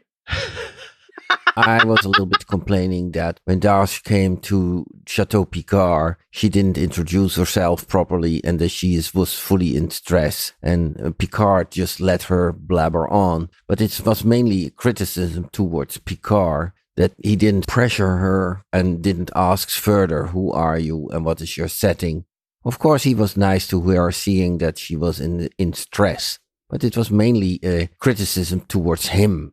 Could you please, as a not native speaker, explain the word misogynist to me? Because I'm accused of that, and I think I don't understand the word then. Please, Ruthie. And if you're thinking that I'm still grumpy, well, perhaps you're right. The episode of tonight, I didn't like that so much. I really have to rewatch it, and even more than once, because as it is now, I think it's a 6 or a 7 as a grade, because I found it a blabber episode. Talking. And actually, I had quite some busy day today and a whole week. Now it's Friday, of course. And actually, I fell asleep watching this episode. But that is perhaps just me being very tired. I really have to rewatch, and perhaps then also the feedback gets better. Brian had sent me a personal message in Facebook that I shouldn't talk again about the deadline of Talk Through Media. Well, I won't. I will let Brian talk himself. I know that he listens to another Star Trek podcast, that they literally record their episodes on Saturday morning and they have their episodes out by Saturday afternoon. But what he doesn't tell you is that their episodes sound like crap. I will not allow that to happen on our end. So that really was not nice, Brian. I will play something very short, which I said on the wrap-up podcast of Star Wars Mandalorian, which they also do. We have to wait to Picard, and I'm not sure if I can find the time to do feedback. Probably I will do Picard feedback, but for several podcasts. I don't know how much of the listeners really listen to several podcasts, and then it wouldn't be nice to hear that silly Dutch guy tell the same story over and over again. So this shows that you are my primary Picard podcast, but if you want, I can flip that around.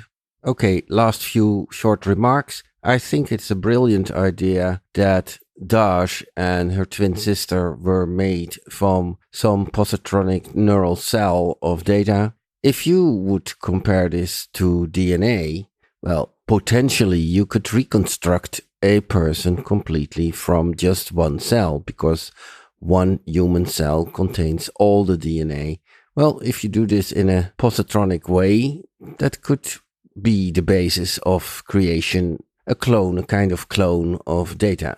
And one other thing you said in your podcast is that the growth speed of Dash and her sister could be accelerated somehow because, well, the 14 years is not enough for this Dash, which is clearly older than the 14 years. But I don't think these androids did grow at all. And we get some indication in this episode that they are really constructed and they had put memories, Agnes says that, into their minds. And probably you're right that the mother is not a real mother, but just something in her mind or some kind of a connection to some computer, and there is no real mom and no real growing up. How will these androids grow up? We also saw that in Lal. Lal was Data's daughter, but she was in size an adult person. She had to grow in her mind, but not in her size. Okay, that was all for this time. Greets, Fred from the Netherlands. Well, thank you so much, Fred, as usual, for that long voicemail. I don't know how you were able to do it, but thank you so much. We want to be your favorite. So. Yes. Yeah. And I don't know. I don't know what primary. to tell you. We'll be your primary. I'll say this. Fair game on me saying that they sound like crap. I don't know. Like, I don't know how they record. I'm not going to name the podcast just simply because I didn't say something nice about them, but I don't know how they do it versus how we do it. Like, we, you know, Ruthie is half a country over from me, you know, so we're using, you know, online. So there's some of that there, you know, it takes a while, and our podcasts are way longer than theirs. I mean, anything else you can say, you have to admit that that's the truth. So, and already I can, you know, from this episode, there's about a 10-minute section that I have to pull out, another maybe 3 or 4 minute section I have to pull out. It just takes time, man. And these things, it takes me about anywhere from 5 to 6 hours per hour of episodes. Sometimes it takes a lot longer than that. Sometimes it's shorter, but usually longer. It just takes a while. So I know, sucks, but anyway, we'll figure it out, Fred. I don't want you to kill yourself to get us voicemail, but at the same time, we'll figure something out. Who knows? We may get so much feedback that we may have to reformat our podcast. We'll see. All right, Ruthie, do you want to try to explain the misogynist? Okay, a misogynist is basically a person who first of all, let me just say, I didn't really mean it, Fred. I was being joking because I thought that you were being hard on Dodge, and a misogynist is basically a woman hater. So yeah. So I was jokingly telling you not to be a misogynist because I thought that you were your comments were directed to Dodge, but if they were directed to Picard, then I don't think there is a word for being a man hater. Sorry, guys. Well, I think there is, but I don't think it applies. I don't know, but I don't think there's a word like misogynist. No? You don't think so? I don't know. I don't know all the words, but I know a lot of the words. You don't know all the words. I don't. If please, someone tell me if there is a word like misogynist that means the same thing against men. Please tell me, because I like to know words. I like to know all the words. I don't know all the words, but I like people to tell me all the words. Anyway, so I don't know the Dutch word for this, but I'm certain that there probably is. Well, I can't say that. I have no idea if there's a word like that in Dutch, but it's based on misogyny. Misandry. Misandry? Yeah, misandry is the hatred of, contempt for, or prejudice against men or boys in general. So that's... Well, there you go. Misogyny versus misandry. All right, then. And I got that from Wikipedia. So, and then there's misanthropy, which... Oy, oy, oy. Anyway. So, no, Fred, I don't really think you're a misogynist. Misanthropy is contempt for the human species. So, if you hate everything that is human, then you're probably a misanthrope. Yeah. Anyway, I think that Patrick Stewart's acting is a choice, and I think it's to... I think that the way that he's doing that kind of thing is to show his age, and, you know, we will get that kind of, like, he'll return to character a little bit as he goes along. But also from this episode, I think we have to remember that some of what we're seeing in Picard, I think, is early onset of whatever it is that he's got, whether it be Irumodic syndrome or some other related thing.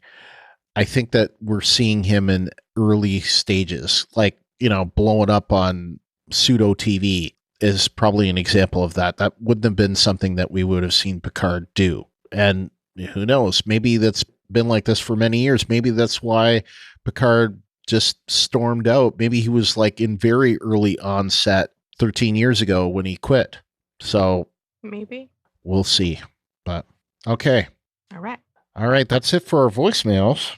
But yes, Fred, we want you to keep participating and we'll figure it out, man. We'll figure it out. That's all Ruthie and I are committed to making it easy for you to get feedback in. So we'll figure something out. But at the same time, we want to try to get out the episodes by Sunday. And it's a cascade. If I can't get the episode out by Sunday, then it usually won't come out till Tuesday because of other commitments. So anyway, let's move on. So we've got Brian from Hawaii is next. And since I've been giving all of Brian Hawaii's feedback, I'll continue.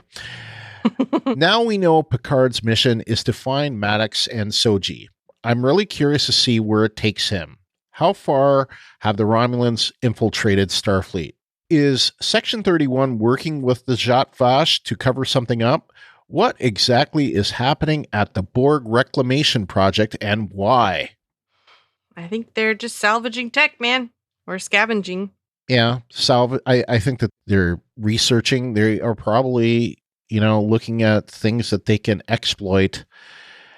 I think it's kind of funny because that very episode that I brought up, the defector earlier, there is a scene earlier in the episode where he accuses Picard and, Starfleet of exploiting, stuff. What secrets can we extract? And it's kind of the very same thing that the Romulans themselves are doing with this Borg cube. I think that they call it like a research institute or something like that. But I think that it's pretty obvious that they are profiting from it. They are gaining research and, they're using it to build up their empire, I think. And as far as I was on a thing last night about and Larry Nemechek's Portal 47, we were talking about Maddox and Marina on there. I'll give her a shout out. I don't think she listens to us, but she does the Shore Leave podcast. Well, she was saying that Melinda Snodgrass, who wrote The Measure of a Man, supposedly has kind of been wondering about this, like been communicating with the Writers Guild to find out, like, can I get paid for this? Because they're bringing back a character. Because if Maddox comes back, apparently they do have to pay for it, and that's supposedly like one of the reasons why they didn't use Nick Locarno. They used Tom Paris because of the fact that they'd have to pay for Nick Locarno, the character, which is kind of dumb. But then again, I would think, considering the budgets that we're seeing for this show and Discovery, I would think that CBS would pay for use of the Bruce Maddox character if they are going to bring him back. Now, whether or not they bring him back, whether or not Brian Brophy, who is the actor, who is actually, I found him on Facebook. I'm not going to share the link, but he's out there. He is I believe he is a professor at Caltech for dramatic arts. So he's still around. He's not actively like acting, but he teaches acting. So anyway, so is that for real? Come back. Is that for real? The reason why Tom Paris in Voyager was not, even though he's played by the same actor, wasn't the same character? I have heard that. Like, originally they wanted to bring back a Robert Duncan McNeil type, and they ended up giving it to Robert Duncan McNeil. But I think, from what I understood, that like just bringing on a character from a past episode, that's one price. But if they were to make that character a full-time regular, that's another price. So I guess there would have been a whole thing, because he would have been like right on, right from the pilot.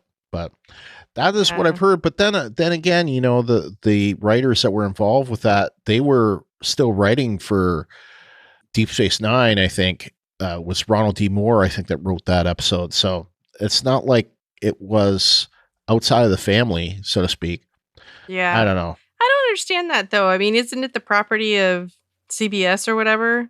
It's the property of CBS, but like, for example, a good example would be Norman Reedus, right? And Daryl Dixon on The Walking Dead.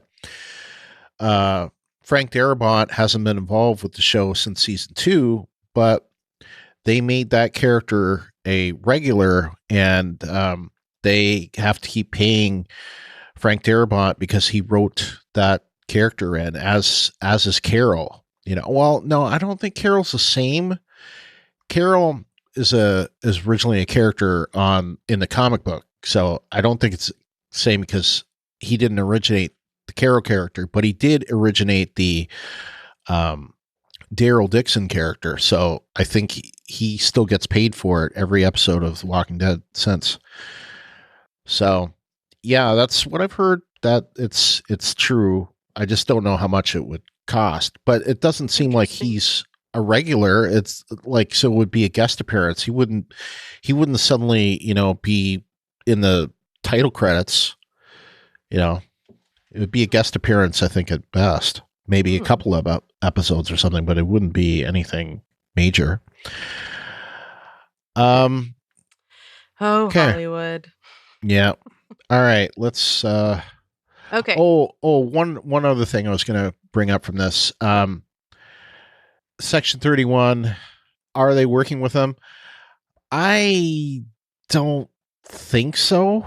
I can't, like, that's why I was thinking Section 31 would have been involved to, like, stop the Federation from getting involved.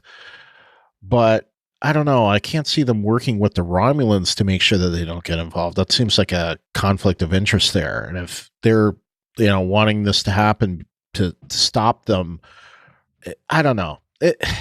It's possible, but I don't know if I can completely buy it. I don't know. All right. Well, next is James. All right. James, the Augmented Sailor, says, great episode. This show has me glued to my seat. They're creating such anticipation as things come together. I love that we're seeing Picard as fallible with Starfleet and that he's having to circumvent the bureaucracy. We get to see the show build in his planning, and we even get to see doubt cast on whether the whole thing is legit or possibly a symptom of whatever syndrome he may have, whether that be erotic or any other syndrome causing the defect in his parietal lobe. Just a hunch, though it's not. Brian, I'm glad your theory that the Admiral would turn out to be Janeway was incorrect. I would hate to want to have Janeway killed for the way she handled Picard. And the whole thing with not being able to find the actor portraying her, I'd be off the grid too if I talked to Picard that way. Anyway, looking forward to meeting, how do you say that, Musiker? Raffi? Musiker, yeah, I think. Next week, and possibly more of his new crew. Can't wait to hear you guys' thoughts. Well, we met her this week, so. Yeah, I was going to say, did you fall asleep too? Aw. No. I mean, it was kind of a talky episode. Lots of exposition. And it definitely was, kind of a, we didn't spend long with her, so. Yeah. Yeah. But that was pretty great, though. It was fun. Yeah. And I'll say thank you, James, for all your help with the gathering up the feedback. Yes. I was very busy today, and you made it, and yesterday, and you made it a lot easier you collected most of it yourself. So thank you so much. Yep. You're awesome. And I'm glad to, I think, because I could totally see the way that the storyline's going, that they knock off Clancy, Yeah, Clancy gets wind of the truth and bites it. She gets whacked. And, now that I know who played the role, I don't know why I couldn't place her, but I couldn't place her because I've seen this actress and Yeah. Me too. Anne Magnuson. I've seen her before. Why I couldn't place her, I just can't figure out, but I just couldn't place her. Maybe I was wishing it was going to be Janeway. I don't know. Haha. That's funny. All right. Our next one is someone new. Yay! I don't think Elmo from the internet has ever submitted any feedback. We got this through the feedback page at talkthroughmedia.com/feedback. Oh, yay! He says, actually, we got quite a few things that way. Like all the voicemails came that way as well, except for Fred's. But yeah. Fred has his special thing.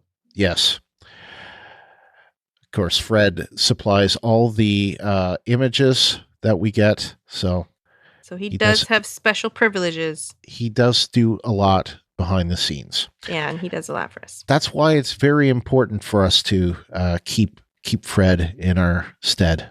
We want him around. Man, oh man, Elmo says, this ain't your daddy. How come I can't say that? This ain't your daddy Star Trek. I had to rewind a couple of times because I thought my closed captioning wasn't working correctly, but no, they actually dropped the F-bomb twice. I'm sure they will catch flack over that, but that's okay. It added just the right touch to some superb writing. Jean-Luc saying, I never really cared for science fiction. I guess I just didn't get it. Still cracking me up. Yeah, it has me as well. As much as DS9 is my favorite Star Trek series, I can see Picard shooting into first place. From the storyline to the acting to the visual effects, CBS has hit a home run. Take care, y'all, and keep up the great work. Well, thank you so much, Elmo. Thank you. And I think it was supposed to be said this way. This ain't your daddy, Star Trek. Probably. I've heard someone else say that just today that this may be their favorite Star Trek, and that's bold thing to say. Only 2 episodes in. I usually don't say those kind of things until at least the season has passed. Yeah, I was going to say I reserve judgment at least a little bit. Yeah, and for that matter, we're still kind of reserving judgment with Discovery, and we've loved that show, but we've kind of been, we've had our bumpy portions and passages with that, but for the most part, we've loved that show too. But for me, and I think for you, Ruthie, Next Gen is still near and dear to my heart. I can't get over, watching those episodes and how much they still are just so relevant and just interesting to watch. And, it's like coming home when you see it. And, I get a lot of the same feeling here. It's different. It's like we've moved to a new home. I guess. That's funny. Yeah. All right. Next. All right. Jeff from Facebook says, I loved seeing David Paymer as Dr. Benoyun. Oh, gosh, I moved my thing. Not a place I'd expect to see him. When he shows up, I felt the same way as I did when I was a kid and I saw one of my teachers out at a restaurant. I was like, you're not supposed to be here. You're a teacher. You live in school. You live in school. I can completely identify with that. I'm thinking the same thing. Like, what? How? Your school. This is home. Don't mix. So it was a little jarring, but in a good way, he says. Last thought, there is no way Admiral Clancy believes Commodore O. And if she does, how in the hell did she become an admiral? That's a very good question, Jeff. She definitely seems to be getting bamboozled with. Yeah, but that could be a front. Who knows? Yeah, I don't know. But very good points. Very good points. Definitely. Yeah, that was hilarious. All right.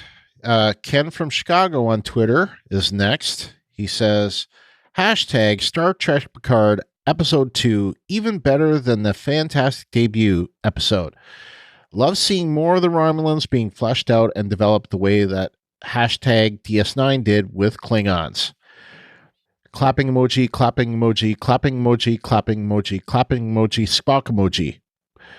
This is why hashtag Niners love hashtag DS9 for facing the dark underbelly of Starfleet and the Fed. Starfleet, Starfleet, Starfleet, Starfleet, Starfleet and the Fed. Ken explained to me what song he was getting at. So okay, good, because I was like, I did not get that from that. I didn't either. And he said hashtag youngins, and I'm like, dude, I'm probably older than you are. but anyway, yes, and then it doesn't really work without the music. I can't get that by substituting lyrics that are not lyrics for a song that I have no tune to and no rhythm. Come on. Twitter is a visual medium, not an audio medium. The funny thing is, I went into this not thinking I was going to do that, and at the spur of the moment, I'm going to just sing it. Benny and the Jets. While singing / speaking it. Yeah. Starfleet in the bed. Did you do like I thought I saw on camera, you did kind of like, what's he doing? I was like, what? And then I was like, oh, because I recognized the song. So at first I was like, what is happening? Oh. Because I didn't know. I knew he was referencing a song. I just had no idea. I was like, okay, this is a song. I didn't even get it. I mean, it's obvious because there are little music notes. Yeah. Yeah. 3 music notes, Spock emoji, thumbs up, and squinty, crying, laughing emoji. Squinty eye, laughing, crying emoji. Yeah. Laughing, crying. Crooked. Squinty-eyed. Tears. Laughing emoji. All right. Let's move on. We still got some more to go. All right. LT from NC says, it didn't fall into any of the boxes, but the scene at the Borg cube also filled in those gaps a little more, along with the previous scenes with Laris and Zhaban at the chateau. I really need to watch that section again and try to get more details on just how active that Borg cube is, even after the reclamation efforts. My question will be, so what are they doing with all those de-augmented drones? I think they're putting them to work. Maybe. Kind of seemed like they implied that when they showed that guy with the scars on his head and the goggles who was doing, looked like he was doing welding, maybe? They've certainly done this kind of thing before. I mean, on the comic book, the Uyat Badens, they were exploited. And I was thinking about this on Enterprise. Remember they had the, what was it, the Anar? That's what they were called. The Andorian, the offshoot of the Andorian race that were like white colored, that had telepathic abilities. They used them in that drone to try to subvert the Earth Alliance, Starfleet in the Enterprise. Remember that? They had this like drone and they were... I don't, but it's been a really long time. I'll take your word for it. It's been a long road getting there from here.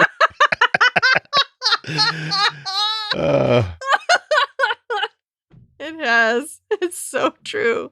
I love that song. Okay. Anyway, moving on.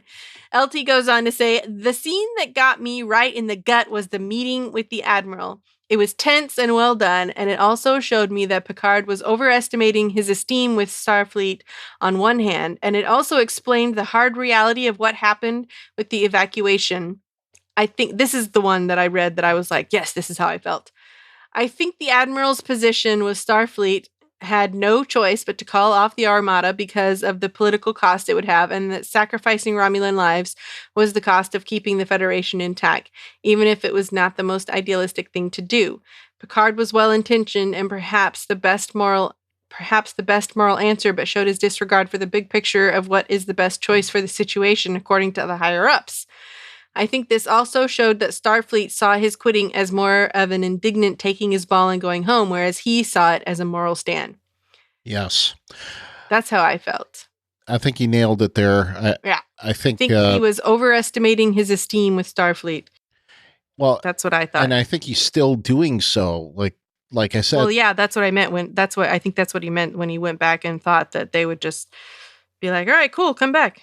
He's overestimating his esteem. Like he's on a broadcast, pissing on Starfleet basically, and comes back, the next day, 2 days later, something like that, and asks to be reinstated. Like, what are they going to do?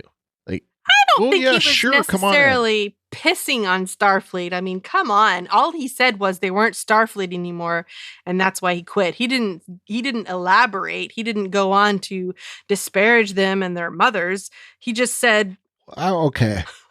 I resigned because it wasn't Starfleet anymore," and left it at that. I mean, I think there's a lot of space between what he did and pissing on Starfleet. Well, and the funny thing is, like this, we've said many times, Picard's skill as a diplomat clearly wasn't in effect when it came to this. Like he kind of lost that diplomatic objectivity, I guess you could say.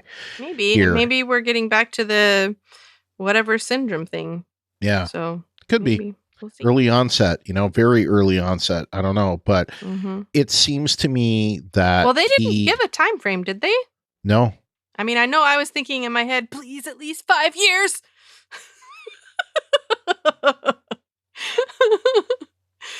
But I don't think that was ever said. I was just thinking it really hard. Yeah. Oh my gosh. Well, anyway, I think that it was like he looked at it from an ideology perspective where it was a lot more prickly than that. It wasn't just that they were abandoning their ideals. They were trying to make the best of a bad situation. And had the attack not happened, I think the Federation would have continued even with these other worlds pulling out. But, threatening to.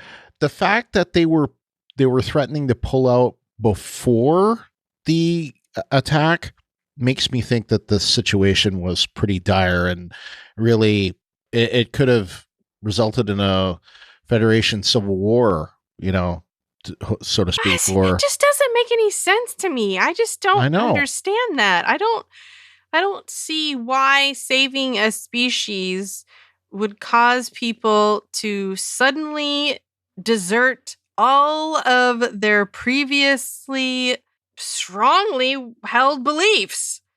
I don't know. It just doesn't make any sense. I don't know. I mean, if you think about it, like even Kirk was saying that when the Klingon moon of Praxis, exploded, he just said, let them die. I know. He wanted to let them all burn, but he had grudges.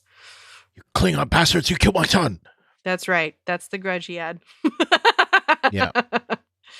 So, okay. So to carry on and finish with LT, his final thought is, if this keeps going as well as it has been for the rest of the run compared to the first 2 episodes, this may be in the running for the best Trek series to date. I want to keep my expectations tempered, but so far I am very pleased with where they are going and what they are setting up. Yep. Hear. They are on pace for an Emmy nomination as far as I'm concerned, and not just for the technical categories. I really think that we could see acting, directing, writing Emmy nominations if this continues. I don't think if it starts to wane a little bit going forward, I'll retract that. But the way it's going, I think there's a possibility of that. Because I think, Fred notwithstanding, I think the acting has been amazing. I think the characters have been amazing. The writing's been amazing. And there's very little negative I can say about this show yet. So, all right, Rick from Cleveland is next. He says, aside from my nose, this was another very good episode. I am intrigued with Romulans having infiltrated either Section 31 or Starfleet intelligence. Not sure which Commodore O represents. Dr. Benayoun was an interesting character, kind of McCoy, crotchety. I did find it a little odd that while they had served together on the Stargazer, they were not on a first-name basis. That made the exchange just a little awkward. I have to go back and watch that again. I thought that they were. The episode suggests that Daj and Soji were in contact with one another, but it's a little odd that Daj would not have tried to contact her sister during the events of last week's episode. Maybe a little nitpicky, but strange to me nonetheless. Yeah, unless she had programming to that effect. Or didn't know about the sister. Maybe only one of them knew about the sister. Who knows? Because the thing that we learned from Agnes in this episode is that her whole identity had been manufactured, right? You know, she'd never gone to the school, so her credentials were fake. So yeah, it is possible that one twin knows about a sister and the other one does not. Well, we'll see. Maybe that information was wiped from her.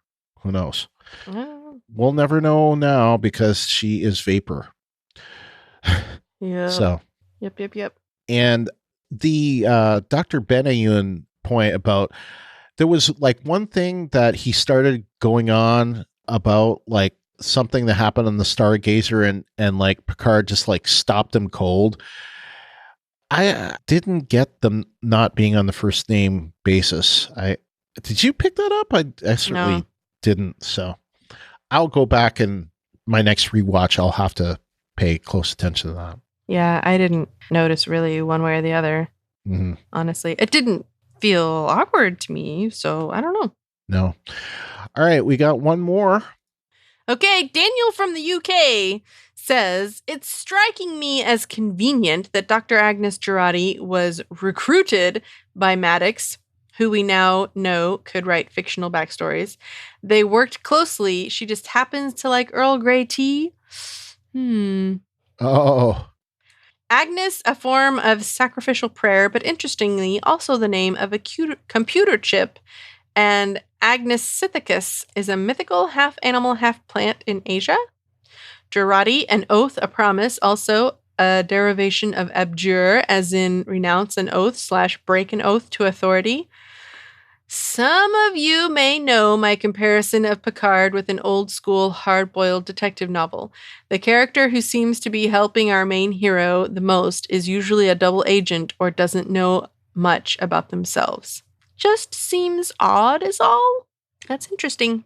Yeah, I have to look that up to see. But the point about an oath, a promise, as in renounce an oath. So I don't know. We'll see. Very interesting points, though.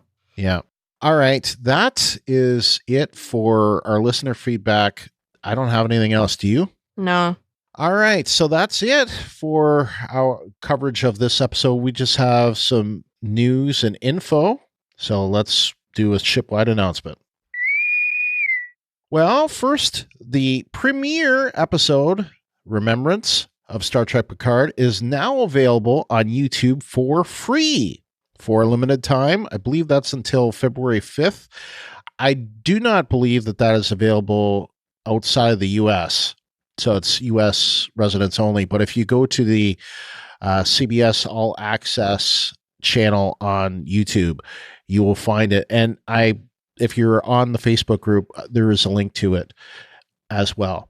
So if you find anybody that wants to join up, just remember again, go to talkthroughmedia.com/CBS to sign up. That gives us a little referral fee, so it helps pay for the podcast.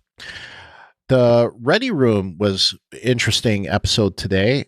Will Wheaton had on their writer, producer, and director, Akiva Goldsman, and he was a co-writer on the first two episodes. And he explained some of the writing decisions that we see in this, like some of the decision making around the characters and around the story. I thought that was really interesting. But also another thing that was very interesting is there is a feature on there showing how they devised and how they are applying the Romulan makeup. And they explain how some of the foreheads are pretty much standard, except for eyebrows, and how some of them have like, a headpiece. And I thought how they did it and how they show how it's done is really interesting. Especially the eyebrows. Like there's a really laborious process they do to make custom eyebrows for everybody. But they only had to do that once. Okay. They made it, and then it becomes a thing that they put on their head. Oh, well, yeah. Okay. Yeah. But they still have to make it. So. Well, yeah, they make it, but they don't have to make it every week. Every week. Yes. But it's cool. It's like a eyebrow toupee. Yeah. Yeah. The episode titles have been released for the next 3. The next episode, we knew this one already. Actually, it was posted somewhere. The End is the Beginning. And then episode 4 is Absolute Candor. And then episode 5 is a weird episode title. I've never heard of any kind of Star Trek that had one like this. Stardust City Rag. It almost sounds like a Dixon Hill title. So yeah. I don't know. Last bit of news, an actress with a Star Trek background passed away this week. Marge Doucet, and Star Trek fans would know her. She played the infamous Kara on the infamous TOS episode Spock's Brain. She's the one that said, "Brain and brain, what is brain?" She passed away in her sleep this week, and she was 83, and she actually went on to a really good career, mostly acting in soaps. She was on several of the big soaps, Guiding Light, Santa Barbara, All My Children, Days of Our Lives. So after Spock's Brain, she was on the soaps. So interesting, but sorry to hear that. Episode always cracks me up. His brain is missing. His brain is gone. Anyway, that's it for news. Ruthie, why don't you tell people how to contact us? All right. To submit your feedback or connect with us, you can go to talkthroughmedia.com/feedback, where you can submit text or audio for all those theories. You can call us 216-232-6146. You can shoot us an email, picardcast@talkthroughmedia.com. Or you can post in our designated episode thread in our Facebook group, which is facebook.com/groups/Star Trek TTM podcasts. Or you can do what Ken does and tweet us at PicardCast. And a great way you can help support us just is by referring a friend. So when we post on Facebook and Twitter, forward those elsewhere. It's like the old commercial about telling 2 friends and so on and so on and so on. You can get this podcast through 3 different ways. It's in 3 different feeds. There's the Talk Through Media feed that gets you everything within the Talk Through Media network, including the Walking Dead and soon the next podcast that Mark and Kyle are working on, and maybe Ruthie sometimes. Yeah. Yeah. So that's coming. And if you want the Star Trek and all the Star Trek stuff, Discovery and Picard, subscribe to the Star Trek Discovery podcast. And if you want just Picard, there's the Star Trek Picard Cast, which is so 3 different ways you can find us. While you're there, give us a rating or review. It's been a long time actually since we've gotten a review for the Star Trek Discovery podcast. We don't have any ratings reviews for the Talk Through Media podcast feed, so you can help us out by that. But I want to thank the Steve38 and Mo Dufour, who both gave us 5-star reviews on the US Apple Podcasts, and in the case of MO2 for the Canadian Apple Podcast. So thank you so much. Nice. For doing that over this week. Thanks. And our Patreon, which we already mentioned, is at patreon.com/Brian and Ruthie. And as we mentioned before, we're going to be recording an episode Monday of this week to cover the comics. If you're a patron, check your feed. You will get an announcement on there, and I'll post something on it on the Facebook group just in case people are interested. But you have to join to get access to that. And we'll talk about the comic book and how that turned out. The third and final issue is out this week. And we'll also, I'm sure, talk a little bit about the first couple of episodes. So I'd like to thank our patrons: James Robbins, Lawrence Todd, Fred Petrie, Clint McCollum, Kyle McAdams, Kim Vogel, Brian Shiro, Christoph, Lech Leitner, and our newest Patreon supporter, Jeff, and I hope I get this right, Bayako. So, could be Beacho. Beacho? I don't know. You'll have to tell us. Yeah, let us know. Yes. So we can say your name right. Yes. And our next episode is Season 1, Episode 3. The End is the Beginning. That sounds very... I think that just means all the setup is going to be done. Yeah. Written by We Don't Know. Directed by Hannalee M. Culpepper again for, I believe, her third and final episode. The description is: completely unaware of her special nature, Soji continues her work and captures the attention of the Borg Cube Research Project's executive director. After rehashing past events with a reluctant Raffi, Picard seeks others willing to join his search for Bruce Maddox, including pilot and former Starfleet officer Cristobal Rios, Santiago Cabrera. And we got this description from trekmovie.com. So thank you so much for giving that. So until next time, I'm Brian. And I'm Ruthie. Peace and long life. Live long and prosper.